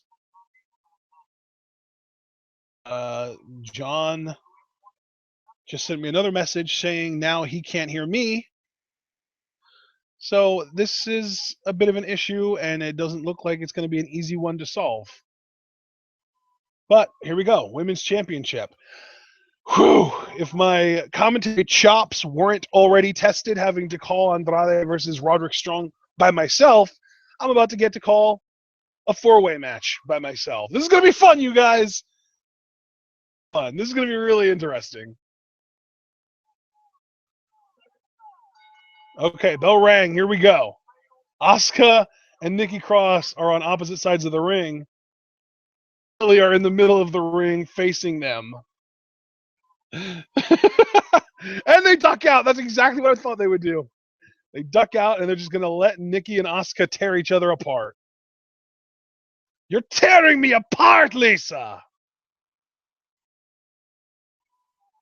That was weird. Asuka and Nikki, here we go, about to go at it. Oh, Nikki went for Asuka. Asuka rolled through. Oh, now they get in the ring and start going after him. Jeez. You guys really need to work on picking your spots better because that was way too early. Seriously. You didn't even let them do anything to each other. And Billie Kay has Nikki Cross hung up in a tree of woe in one corner. And now they're going to double team Asuka. Oh, Asuka reversed the Irish whip, though. Kick to Billie. Peyton. Oh, and the Bulldog Lariat on both of them. Proving that, even sometimes when you do get a head start and jump her, she can still come back and turn things around. But now we're back down to the nitty-gritty. Asuka and Nikki Cross. Peyton and Billie have both rolled out of the ring again. Nikki is just screaming at the top of her lungs in her angry Scottish accent. Oh, they're just grabbing each other's hair. Oh, and in come Billie and Peyton again. Here we go. Asuka down. Billie, discus forearm on Nikki Cross. But now Asuka has Peyton in a waistlock. And now Billie has Asuka in a waistlock. Asuka hasn't let go of Peyton yet. Oh, now Asuka, double German on both of them. Holy crap, Asuka, you beast. You beast. And now Nikki and Asuka facing off yet again. Asuka is just dominating everyone, though. Oh, and now we've got the forearm exchange between Asuka and Nikki Cross. I almost said Nikki Bella. I'm so sorry. Now, here we go. Oh, Asuka got the advantage. Oh, but Nikki with the huge headbutt there. And the Thez press. Oh, and she's just, I don't even know. She grabbed her by the hair and she's slamming her back of her head into the mat. Who gets up, grabs Asuka again. Asuka breaks it off. Waistlock. German from Asuka. Bridged it. 1, 2. Nikki kicks out. Asuka off the ropes. Oh, no, she didn't go off the ropes. She just did a hip check to Billie and Peyton to keep them out of the ring. She is dominating everyone right now, which I think is kind of what we expected coming into this match. Oh, she went for the shoot kick on Nikki, but Nikki ducked and then did like a double punch to the midsection of Asuka. Now she has her in a straitjacket, neck breaker. Very nice. That's an effective move on Asuka right there. That's what the kind of stuff that you need to do when you go against Asuka. Here we go. Nikki has Asuka in a dragon sleeper hold. It looks like she's going to go for either an inverted DDT. There we go. I was going to say an inverted DDT or an inverted suplex, but she dropped right into the DDT and only got a 2 count out of it. Now, oh man, just slamming the mat. Nikki is clearly angry. She's kicking the ropes. She's freaking out. She's kind of doing her over-the-top sanity thing, charging at Asuka. Asuka pulls the middle rope down, and out goes Nikki Cross to the outside. Oh, but Asuka follows her out. She's not going to let her go. Goes for the shoot kick. Missed. Nikki pulls her legs and plant.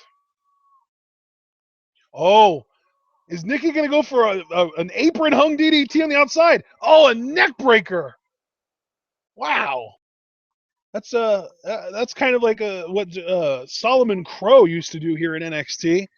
And I believe Bo Dallas actually adopted that move as his finisher at one point. I don't know if he still uses it, but Nikki Cross just did that to Asuka on the outside from the apron, whereas the guys that I'm talking about did it from the inside of the ring with their opponent hung up on the ropes. Top crossbody takes out both Billie and Peyton yet again.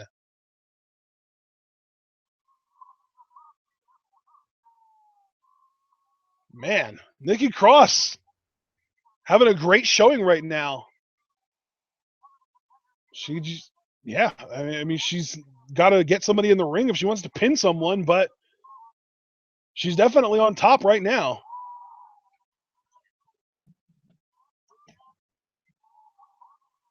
Oh, there we go. Billie and Peyton. You know, Asuka might be able to take the 2v1, but I don't know if Nikki can. Nikki has not really done much against the duo of Billie and Peyton. It seems pretty consistent that when Billie and Peyton team up against Nikki Cross, they win. But when they team up against Asuka, Asuka wins. But then at the same time now, we just saw Nikki Cross versus Asuka one-on-one. Nikki Cross got the advantage. So very interesting dynamic between the four of these women, and really the three entities between Nikki, Asuka, and the team of Billie and Peyton. Billie and Peyton really working Nikki Cross over, actually taking her all the way up the ramp, up to the commentary booth. Oh, and Nikki just slams Peyton's head onto the mat there, or onto the stage even, not even the mat. There's no mat up there. What is she doing? She's going, she's going to go up to the stage. Is she going to do another crossbody from up there? I'm not sure.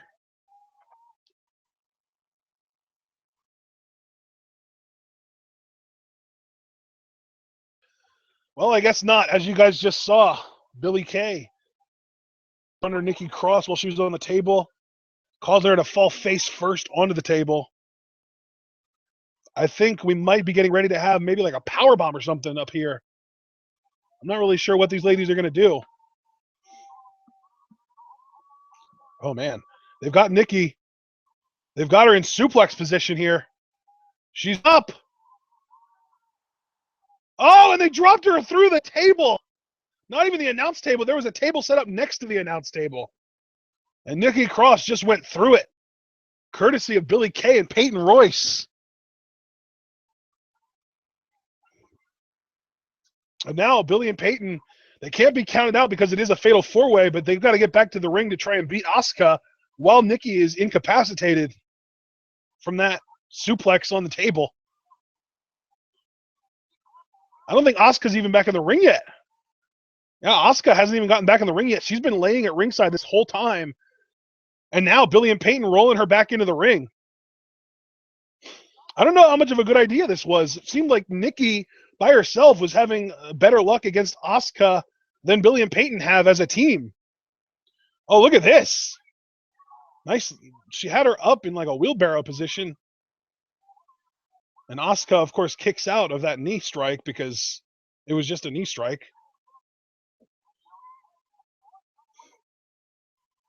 Oh, we're going to get a replay of the suplex through the table here. Meanwhile, in the ring, Peyton Royce is spazzing out that they did not get the 3 count on Asuka after that running knee.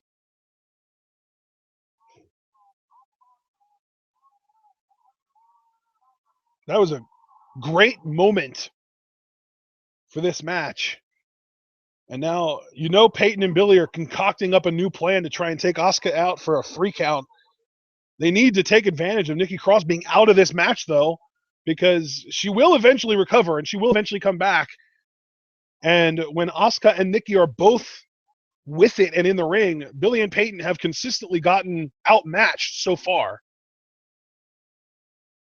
Oh, I think we're going to get this running bulldog onto Billie Kay's knee. Oh, no, the penalty kick. Shoot kick to the face. Asuka. Oh, but look at that. The spinning crescent moon kick there from Peyton Royce. Oh, and she has her up in a gory special. Gory neck breaker from Peyton Royce. Ooh. Oh, but Asuka kicks out into a bridge. That was so close. It's great to see Peyton Royce getting some actual, opportunity to show what she's got. I've always been a big fan of hers. She's always been great in the ring. She and Billie both have been highly underutilized in their time in NXT. It's great to see Peyton have that little moment there with the gory neck breaker. Although she's kind of overdoing it now as far as being angry about the 2 count and not having a 3 count. Now Asuka, it's Asuka and Peyton one-on-one. I have no clue where Billie went. I think she's outside of the ring. Oh, and there's the knockout kick from Asuka. Oh, but in comes Billie. Oh, and there's the knockout kick on Billie. Oh, but Peyton's still up. And there's another knockout kick on Peyton. Asuka goes for the pin. 1, 2, and that's it. Peyton Royce eats the pin. Asuka picks up the win. Exactly as John and I both predicted, guys. Asuka is still your NXT Women's Champion. Just a flurry of kicks take out both Peyton and Billie.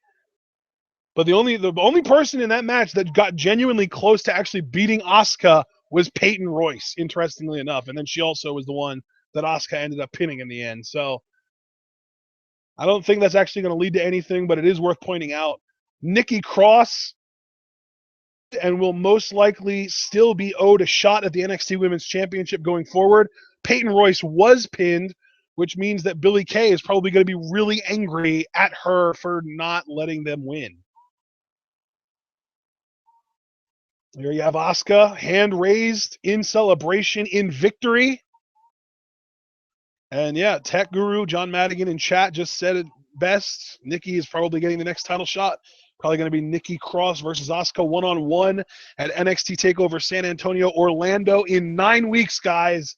It's only 9 weeks away. How crazy is that? And Ember Moon will probably get a shot either over the spring in like May or June, or at TakeOver Brooklyn 3 in August.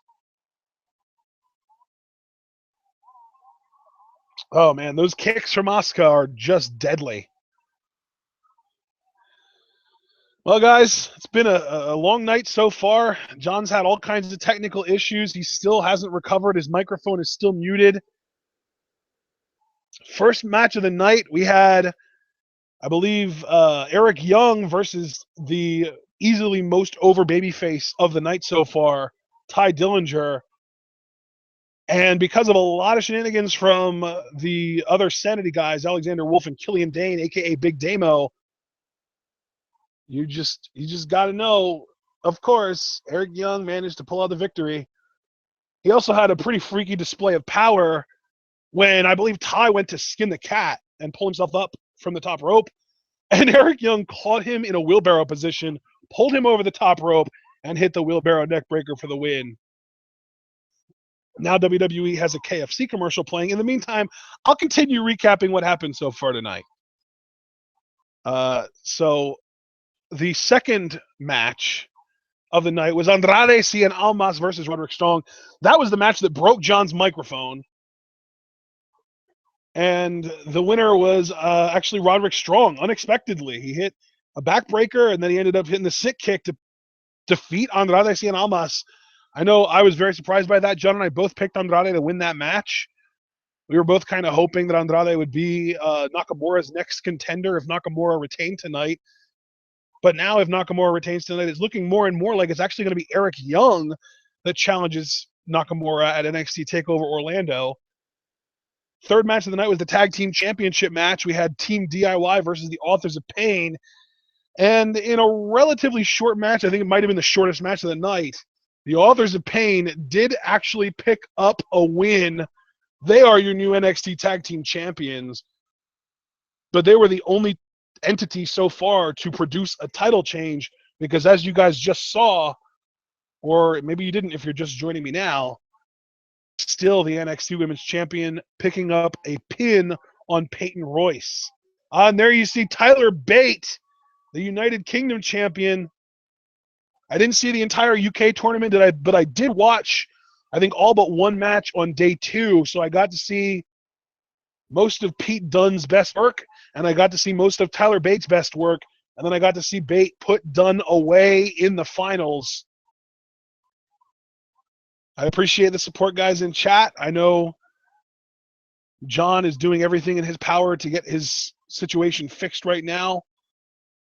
Messages he sent me, he asked if I could hear him, and I obviously couldn't. And then he must have done something, and he said that he couldn't hear me, and that this is so bad. So, really unfortunate situation with John. I really kind of hope he gets things sorted out so that he can at least attempt to join me for this main event, because my throat is dying right now. I'm not used to having to do this much talking over the course of a show.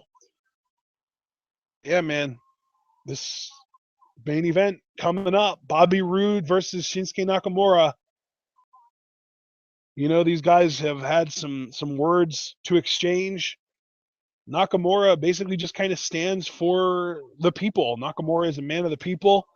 Bobby Roode is a man of much richer people. He wants to just kind of get rid of all the NXT fans that currently attend the shows and replace them with presidents and vice presidents and CEOs. And I'm going to let John know that Kid Coheed in chat here is suggesting that you just unplug his mic and use the webcam mic. Can that work? I'm not sure if it can work. It's possible, and it'll be really shitty quality, but that's better than me doing this by myself.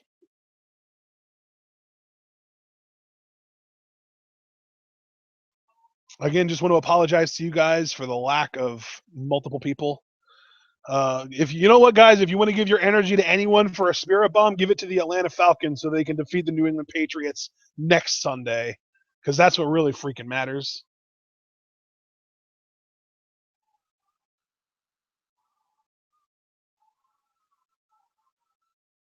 I don't even know if John is at his computer anymore, honestly. He might have gone to look for a replacement microphone. I don't know. I haven't gotten an update from him. He hasn't sent me any messages since 9:16, so 20 minutes ago now. He's got his mic muted right now on the Google Hangout. And yeah, Ben Jr. makes a great point. This is going to be a battle of the entrances, because Nakamura for the last few takeovers has been having extracurricular violin work theme song for his entrances. And then, of course, Bobby Roode is just consistently getting these elaborate entrances with the podiums and the choirs and all this crazy shit. So the entrances, very curious to see what these guys pull out for their entrances. But right now, they're just kind of recapping the feud. Bobby Roode attempting to stay glorious and Nakamura cutting him off at the mark, of course. Great moment there on the contract signing last week. But yeah, I'm kind of starting to worry that John might not be back, guys. I have no clue where he is. He still hasn't messaged me. It's been a few minutes since I messaged him. His mic's still muted. Man, this is brutal.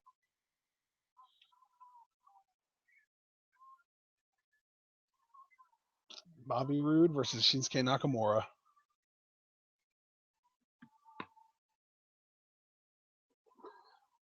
Be back in a sec, guys. I'm just going to mute my mic so I can take a swig of water to refresh my throat.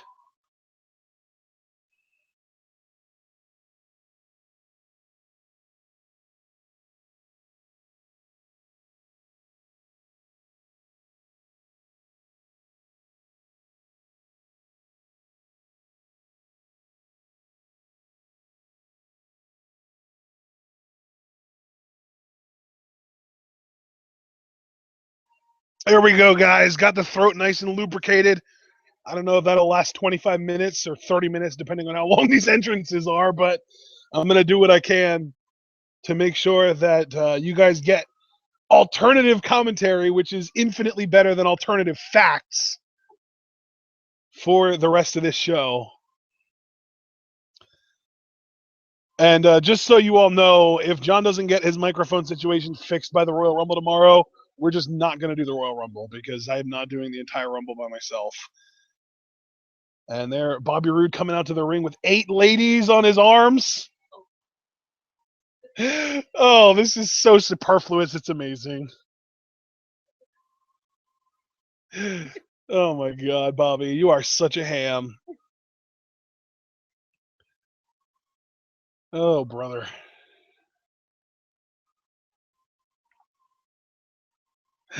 Oh, man.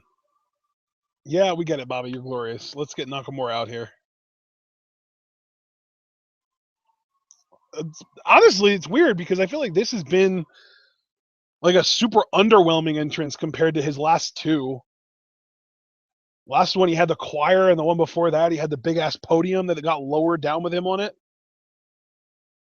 So, yeah, Bobby Roode is downgrading in the entrance department. Curious to see what Nakamura does.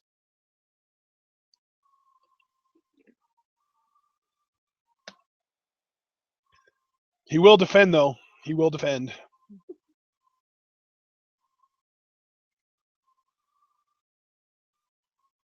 What in the world is he doing with all of these women? And why did he bring them all in the ring, too? He is such a ham. Oh, my God.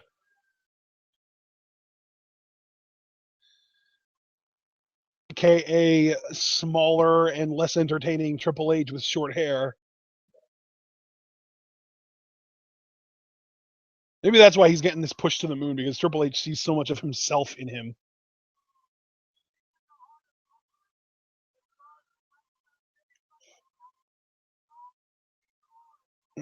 Oh my God. I gotta say, guys, I'm actually kind of excited that Corey Graves is going to be leaving the NXT booth. I dislike Corey Graves, but I'm excited to see what Nigel does.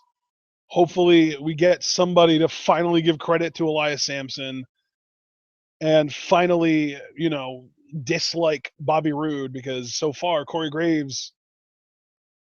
Or no, yeah, you want Corey Graves. You want the bad guy commentator to dislike Bobby Roode. So yeah, we'll give Graves a pass on that, but still, we need to get somebody on there to give Sampson some credit. Damn it!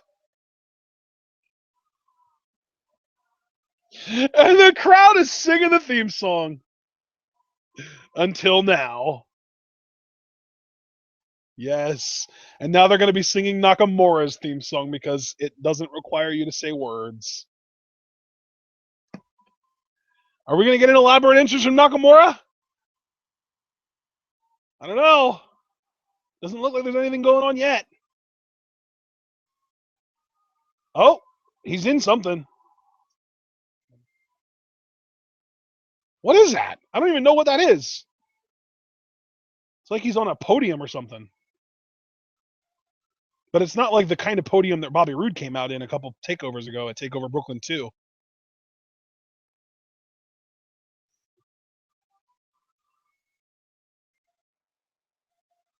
Damn.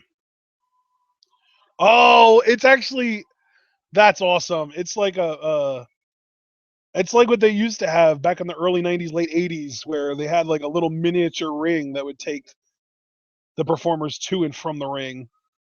That's so cool.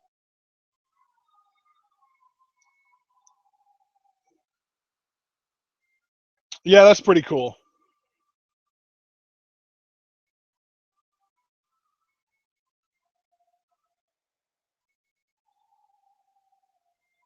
Damn. Yeah, that was pretty sick. That was definitely more elaborate than Bobby's entrance, that's for sure. Bobby, you got to step your game up, homie.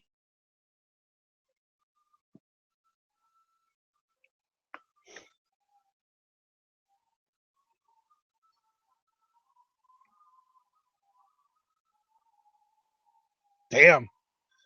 Think they like him a little bit, guys? I still haven't gotten a message back from John, and I sent my message about unplugging his mic and using the webcam mic instead like 8 minutes ago. So he might have just abandoned us, guys. We might be without John for the rest of the night. We've been without John for a majority of the night. We might be without him for the rest of the night, too. Nakamura. Nakamura! Shinsuke! Damn. I love how into his own entrances Nakamura gets. That was awesome.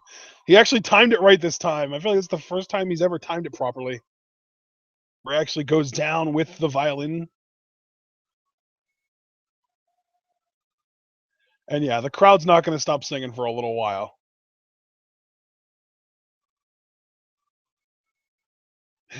Nakamura might be the most charismatic man in the wrestling business right now.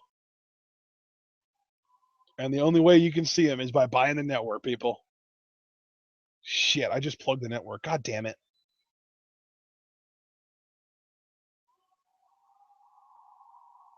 Damn, that was sick. That was awesome.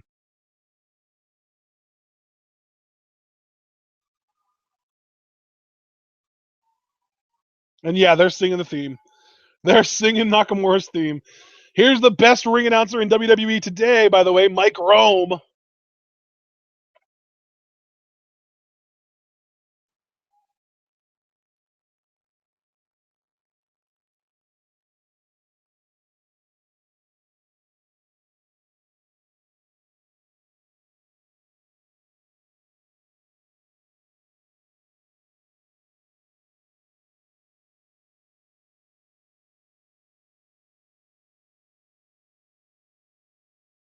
Just got a little bit of an update from John, guys. He is going to have to leave the Hangout, restart his computer, and hopefully he's back in time to at least see the majority of this match, because obviously he's not going to be able to see the whole thing.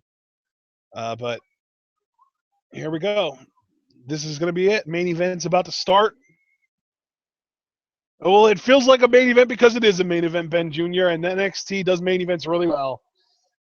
I might not be the biggest fan of the NXT product as far as their every week television show goes, but their TakeOver live specials are consistently very good to great.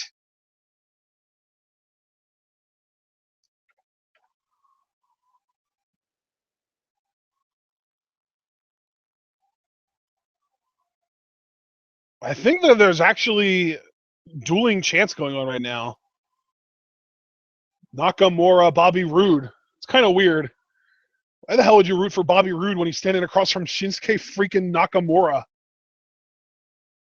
Makes no sense to me.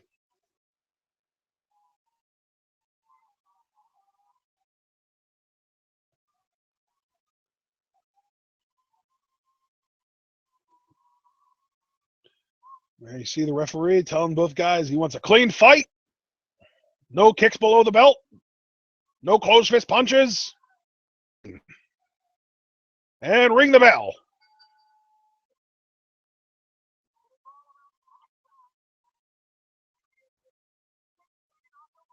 I'm sure you guys probably just heard Tom Phillips say it's all about hashtag NXT Championship. Yeah, he's like a less unique Mauro Ranallo. And the crowd is singing Nakamura's theme song. See, guys, you should have known that when push came to shove, that Nakamura's theme would win out over Bobby Roode's. But it's not even because it's better, it's because it was last. If they would have switched places and Bobby would have come out last, they'd be singing Glorious right now. How ridiculous is that?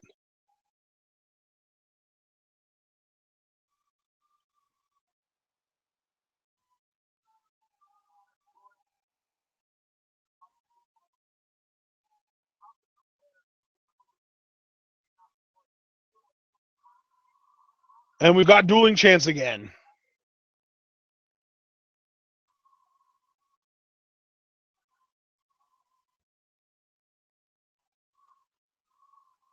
Damn. This crowd is really back and forth.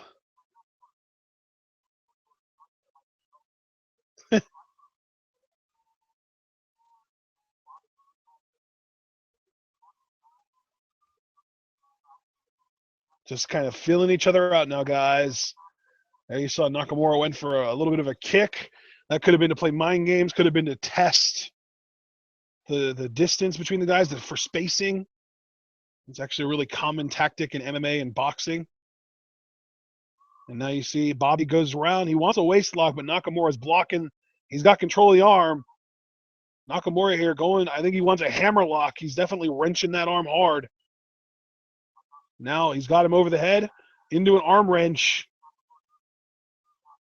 He is twisting the hell out of that arm. He's ringing it. Oh, but Bobby Roode flips over. Single leg takedown going into the headlock. Nakamura with the leg scissors. Oh, but not letting go.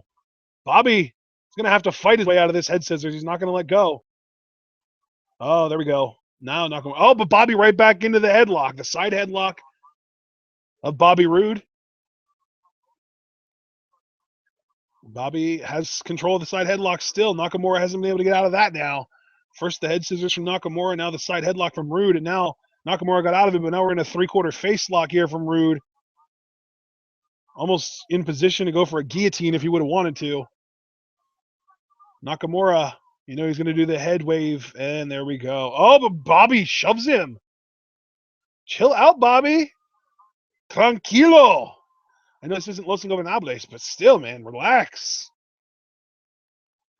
Nakamura calling for him, almost akin to The Rock saying, just bring it. And, of course, Bobby thinks he's glorious, and he's actually pandering to the crowd. He's supposed to be the bad guy. We're supposed to hate him, guys, but don't tell him that. Or the person, or the, CFOs, the guys that made his music. And now, Nakamura, these guys are still kind of in a feeling out process. You see Nakamura there going kind of underhanded on Bobby. That's a very different grip. Yeah, I don't think Bobby was ready for that. That was a different grip. He wasn't expecting it. He had to kind of duck outside of the ropes to get some space. Kind of like when an offense or a defensive team in football has to call a timeout because they don't like that the offense has certain personnel in the field and they want to be able to change things up. Bobby Roode now reaching up. He clearly wants the overhead, and now Nakamura obliges. See that? No, you know what? They're almost playing footsies with their hands. It's interesting. They're kind of playing the spacing game. They're kind of playing mind games with each other. Nakamura is kind of going for one hand. Bobby Roode wants to do almost like a test of strength. And Nakamura keep on changing it up. Is getting Bobby Roode shook. Now Nakamura with the waist lock. Bobby backs him into the corner, and Nakamura has to let go. The referee should be counting. 1. Oh, he's up to 3. Oh, and the back elbow from Roode. Definitely not a clean break, guys. Bobby, arm wrench here. Slams it. And now, he's going to wrench it again. He's going to twist it around one more time. Oh, man, he's going to slam it again? No, he's going to keep it twisted. Oh, and he's going to use his knee to push Nakamura down. Is he going to go for almost like a variation of a Fujiwara armbar here? Oh, just telling the ref to ask him. Nice little homage to Chris Jericho. I'm sure people said ask him before that, but Jericho's the guy that I know most for it. Oh, there we go. Nakamura flips through. Twisted around, cartwheel, and he gained control. Side lock, headlock, takedown. Bobby Roode with the head scissors.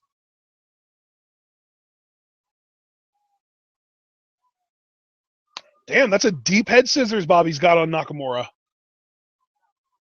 Nakamura really struggling to get out of it. Nakamura is going to kind of do the exact same thing Bobby did earlier in the match. Control the legs, though. That's interesting. Oh, he was kind of pulling his leg up like he was going to deliver a knee strike. He's got control of the legs, though, it looks like. At least one leg. Oh, he went for the stomp. Went for the shoot kick. Bobby Roode avoided both. Oh, man. These guys seem to have each other scouted very well. They're definitely paying attention to what each other does. And now Bobby going for the glorious pose, but Nakamura kick to the gut and then a knee. Headlock, takedown, jumping knee to the throat.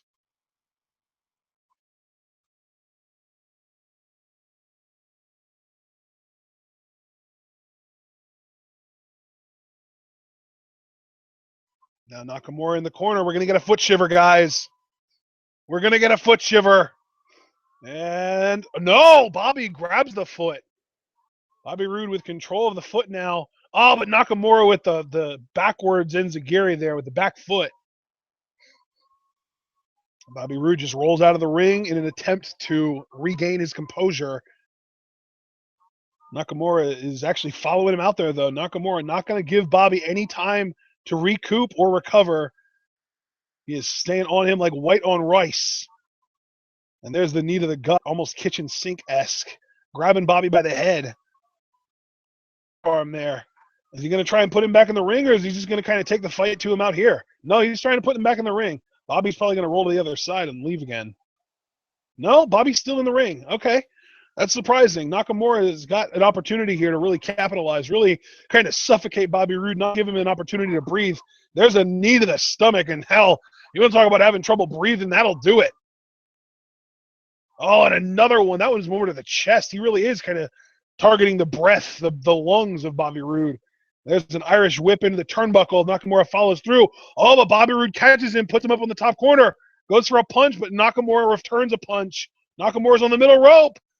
Kicks Bobby. Bobby catches it. Oh, sends Nakamura up over the top rope. He landed hard on the apron and landed all the way on the outside. This is not a good spot for Nakamura. That's the kind of game changer that Samoa Joe's big, I believe it was a Uranagi or a senton or something that he did to Nakamura onto the steel steps. But that's the kind of momentum shifter that Joe used to beat Nakamura at NXT TakeOver Toronto. Oh, and there's the Irish whip into the steel steps. Bobby Roode maybe taking a page out of Samoa Joe's playbook here in an attempt to kind of replicate what worked for Joe against Nakamura, using those steel steps with a with efficiency, with effectiveness. Nakamura's neck is in a lot of pain right now.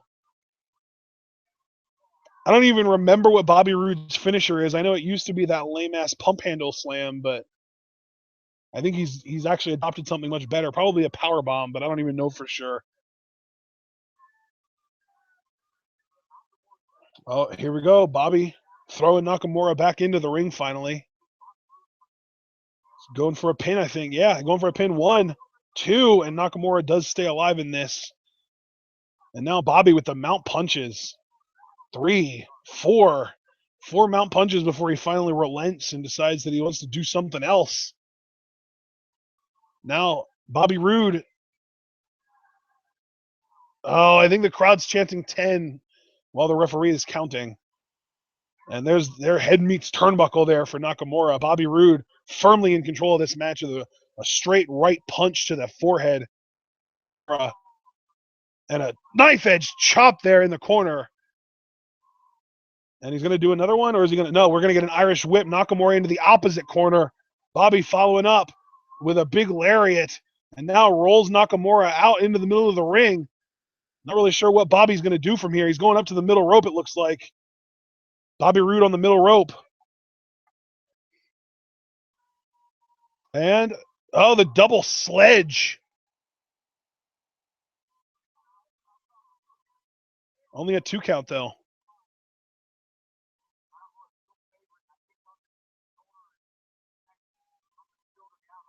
Oh, Bobby there, the back rake.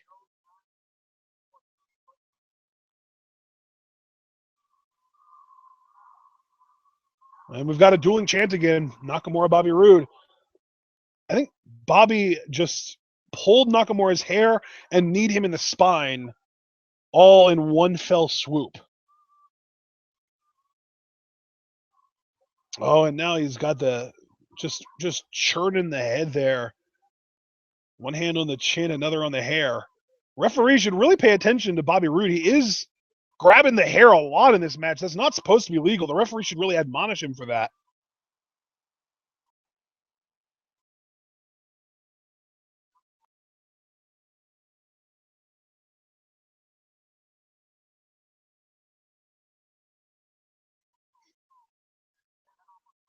The Knockster. Oh my God. I'm not going to call him the Knockster. It's either Nakamura or just Knock.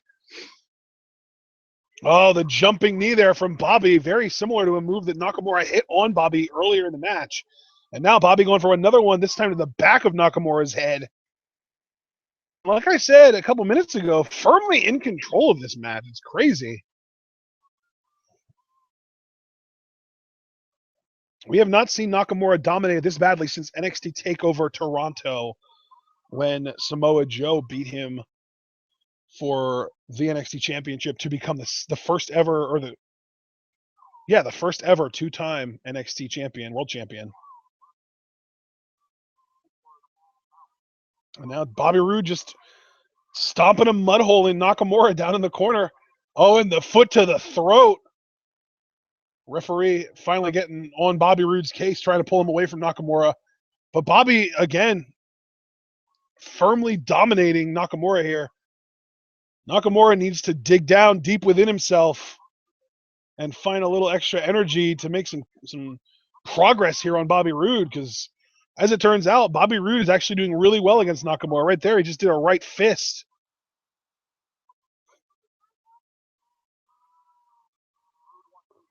And now Roode with a foot to the throat. Is he going to copy the foot shiver? It seems like that's what he's going for here. Yep, there's the foot shiver. Bobby Roode actually hit the foot shiver before Nakamura was able to in this match, guys. That's just to paint the picture of how dominant Bobby Roode has been in this match. Oh, and now the glorious pose. Again, pandering to the crowd. You're supposed to be a bad guy. We're supposed to dislike you, guy. What are you doing?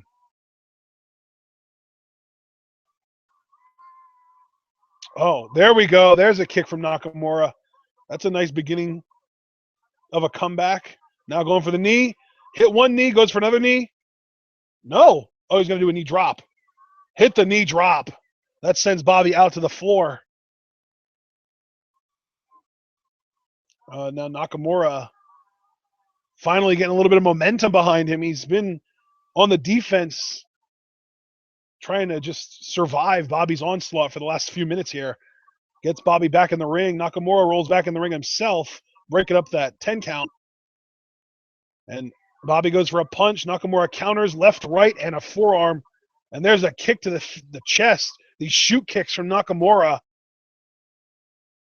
Oh, wow.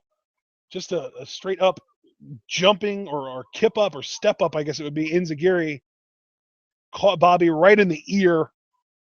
If you've ever been slapped or hit or kicked in the ear, it's incredibly painful. Definitely not an experience you ever want to have. And now Nakamura with these knees to the chest. And now we're going to get the real deal, the real deal article, Nakamura's foot shiver. Bobby Roode. And place him up on the top rope, back roll, and the double knees to the chest. Here we go. Oh, no, Bobby got out of the way. Oh, and almost a stunner there over the top rope. Chokes Nakamura, just snapping his neck on the top rope.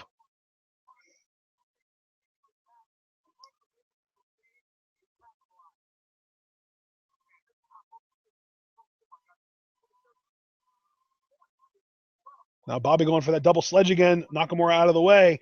Oh, Nakamura going for this inverted power slam, inverted scoop slam. Oh, Bobby fighting out of it.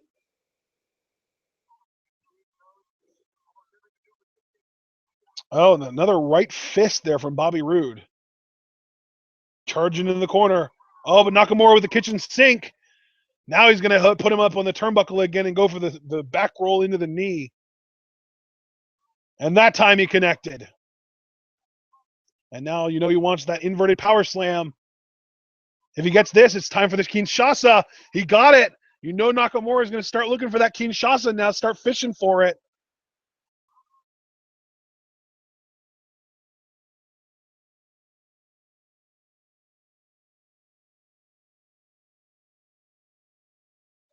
He's calling for it. Bobby Roode is still lying down pretty motionless, though.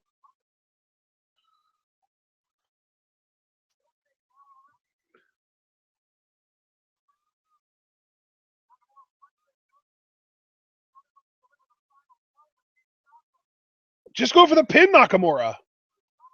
Oh, Bobby, roll up. 1, 2. Nakamura kicks out. I would certainly hope so. Goes for the kick. John, is that you? Can you hear me? Yeah, but your audio quality is really, really bad, bud. Hold on a second.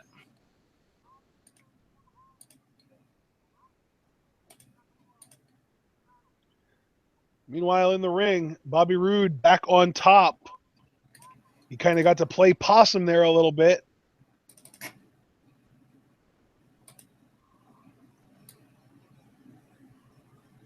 How's my volume? What was that, John? How's my volume? On the high side, brother. Now? A little bit better. Keep going. Now? Much better, yes. Okay. I've got this echo going on. I don't know how to fix that. I guess I'll just deal with that later. What do you mean you have an echo going on? Like it's tough to explain. I'll explain it to you later. Can you send me a link to the show and all the mayhem? I need some. Yeah, just check your Facebook. Remember, I sent it to you earlier. Okay. I believe.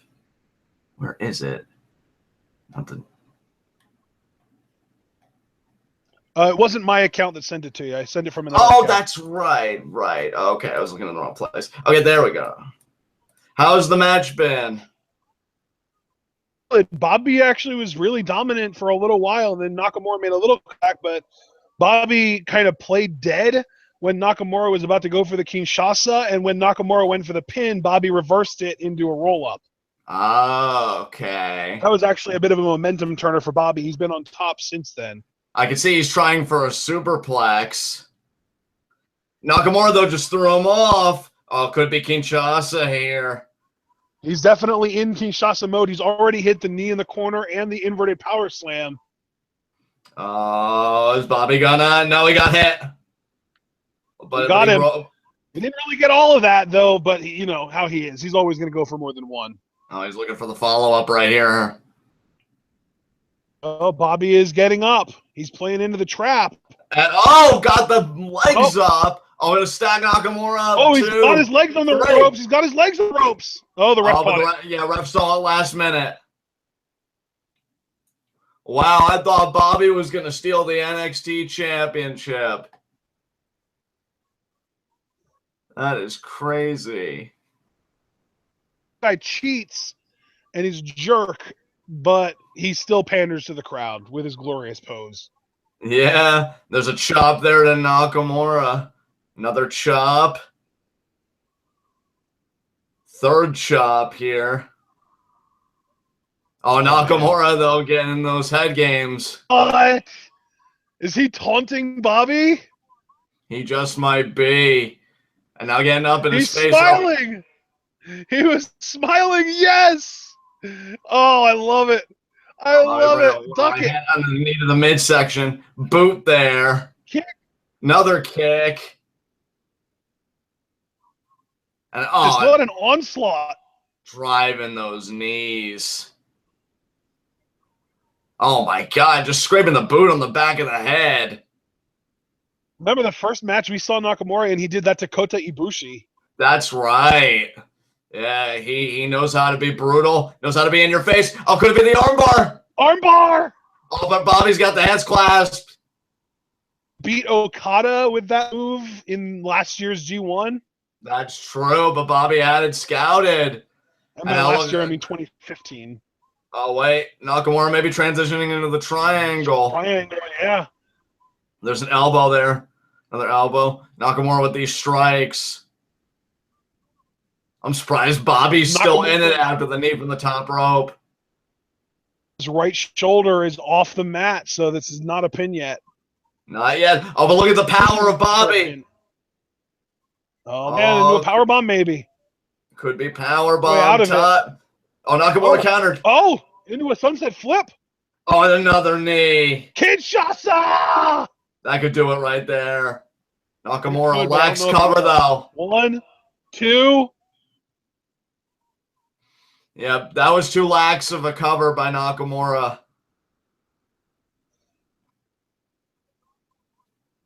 And Bobby, like, his eyes look glazed over.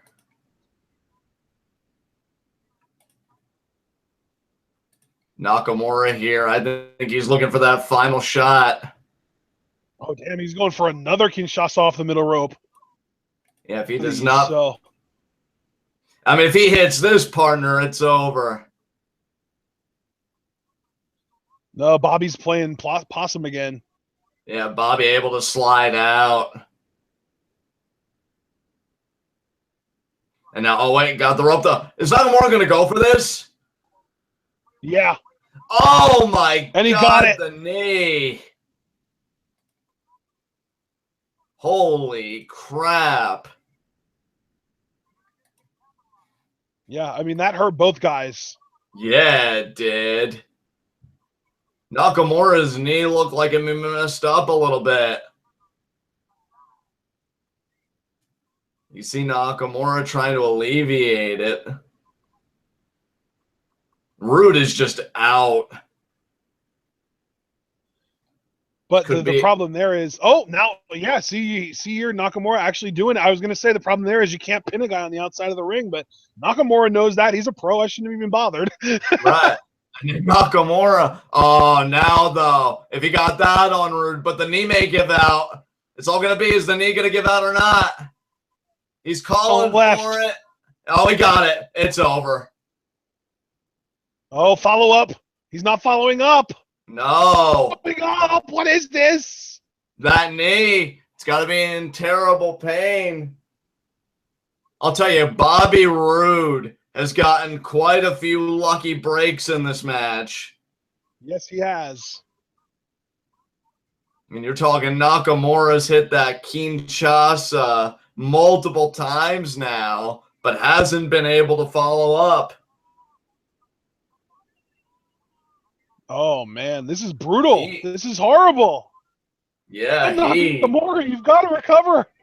You go for and the you got to it's over. imagine, and you got to imagine with the knee in that bad of shape, you know, if Bobby was to try the glorious DDT, I don't really know how Nakamura could mount a defensive against it. Oh, and you see Bobby Roode there finally recovering, finally coming back too. Oh, but if I'm Bobby, though, I want to get Nakamura back in there immediately. The ref may not allow it. Check out Nakamura's knee. The trainer's not really doing much. He's, you know, I guess he's just kind of seeing how much pressure he can apply. Not much. Nakamura, man, his pain, it's immense. And I think he's saying he wants to finish. He wants to fight through it. Yeah. I mean, you have to imagine if this match ends by a ref stoppage, the title should still change hands. Yeah.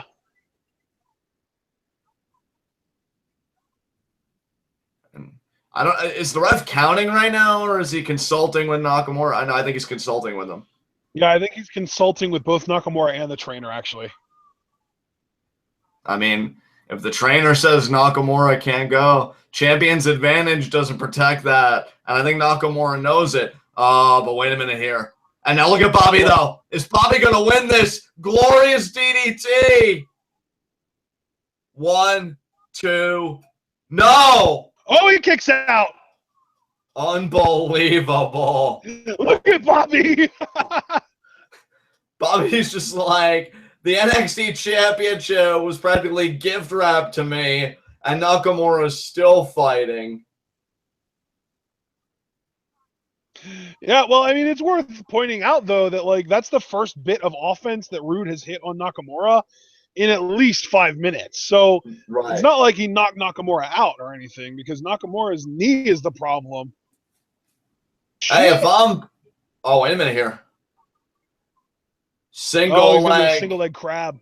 I was even going to say, employ a leg submission. Oh, he's punching the knee. Nakamura doesn't want to give it his knee. Hey, he wants to be NXT champion. He's so close.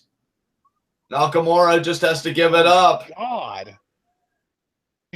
Not only using a move that damages the knee, but punching the knee too. Exactly. He's right there. He's going to grab the rope. Yeah, he has to. Wait a minute here. What the hell is that? Oh, wow. That Bloom is out there. Jesus. Oh, and now Roode just dragging it back to the center of the ring. Nakamura still trying to fight. Oh, look at the free limb. Oh, yes. He's fighting. Triangle, right back baby. To the triangle. I don't know if that's smart. Oh, and Roode able to slide out. That knee just gave out. Oh, could be going for the glorious DDT again. A second time. That's going to do it. 1, 2, 3 count. Shit, man. Did not see that coming. No, you know, and I was even thinking originally, and you know I waffled on it, are they going to tell a story where Ty keeps going down and down, and Roode keeps going up and up? And there he is. NXT champion. Nakamura's injured knee. Wow. Holy crap. Well, lose 2 times ever. And in both of those matches, there was a big, impactful moment that damaged Nakamura that Nakamura never recovered from. Against Samoa Joe in NXT TakeOver Toronto, it was the Uranagi on the steps. On this show, it was the knee to the outside that he landed weird on. Yeah. He has 2 losses. That he has are extremely fluky. Yes. I mean, you talk about protecting somebody. And here we're going to take a look at some of the highlights. It's the left knee. Yeah, the way he landed. That was not a bad landing at all. That was the story. That was the whole story, was they were trying to get the title off Nakamura. And they definitely did. Holy shit, they did. Yeah, that Kinshasa. I mean, had he been able to recover, you could have counted to 200 on that one. It was the first DDT. 2, and there's the kick out by Nakamura. Roode couldn't believe it. Bobby Roode is the NXT champion, guys. That is nuts. Which tells me Ty Dillinger's next in line. But he lost tonight. Well, I'm not saying for now. I think Roode will actually have somewhat of a lengthy run. Bill I'm Dillinger. thinking Roderick Strong is going to be the first challenger since he won tonight. Yeah. Hey, since Shinsuke dropped the belt, maybe he'll be a surprise entrant tomorrow. Maybe. You never know. And there it is around his waist. Oh, damn. man. Bobby Roode's vision of NXT has been realized. Definitely didn't see that coming, man. I mean, hell, oh, by the way, we were 100% correct on the women's match. Asuka pinned Peyton Royce. I did hear you when I was still working through my issues. Yeah, we saw that coming at least. Man, Bobby Roode. AOP winning. Yeah. Wait, did we both predict Eric Young, or was that just me? No, we both did. We both did. Okay. Where I fell on my face was on Andrade losing. Yeah, Roderick got the win there. What a sight that is. Bobby Roode, NXT champion. Holy hell. That's crazy. Definitely did not see that coming. I'm surprised. Yeah, me too. And they're still working on Nakamura on the side of the ring there, on the apron. Yeah, we are really focused on this. Bobby Roode's really focused on his NXT championship. And there it is. Damn. All right, guys. Well, that's NXT Takeover San Antonio. Apologies for the technical difficulties, but hopefully I made up for it with my play-by-play commentary when John wasn't around. And guys, we're going to do what we can to make sure that we're here for Royal Rumble tomorrow, but make sure to follow me on Twitter at APON404. That's APOND404. APOND404. Because I'll make sure to give you guys updates tomorrow on whether or not Rumble Live reactions. We're going to try to, even if it means John needing to use the mic that he's currently using, which is not the best, but it's not terrible. And yeah, hopefully we get things sorted out. It was a very interesting show. We had a few expected finishes, a few surprise finishes. Nakamura is no longer NXT champion. John, any final words before we close out the show? For what I was able to see, an enjoyable takeover. Definitely some upsets as far as the NXT tag team division and the heavyweight division are concerned. But I'm very curious how Bobby Roode's run as NXT champion is going to go. Absolutely. All right, ladies and gentlemen. Hope you all enjoyed what we were able to give you for NXT TakeOver San Antonio Live reactions, and we will see you hopefully for Royal Rumble Live reactions tomorrow. Stay tuned.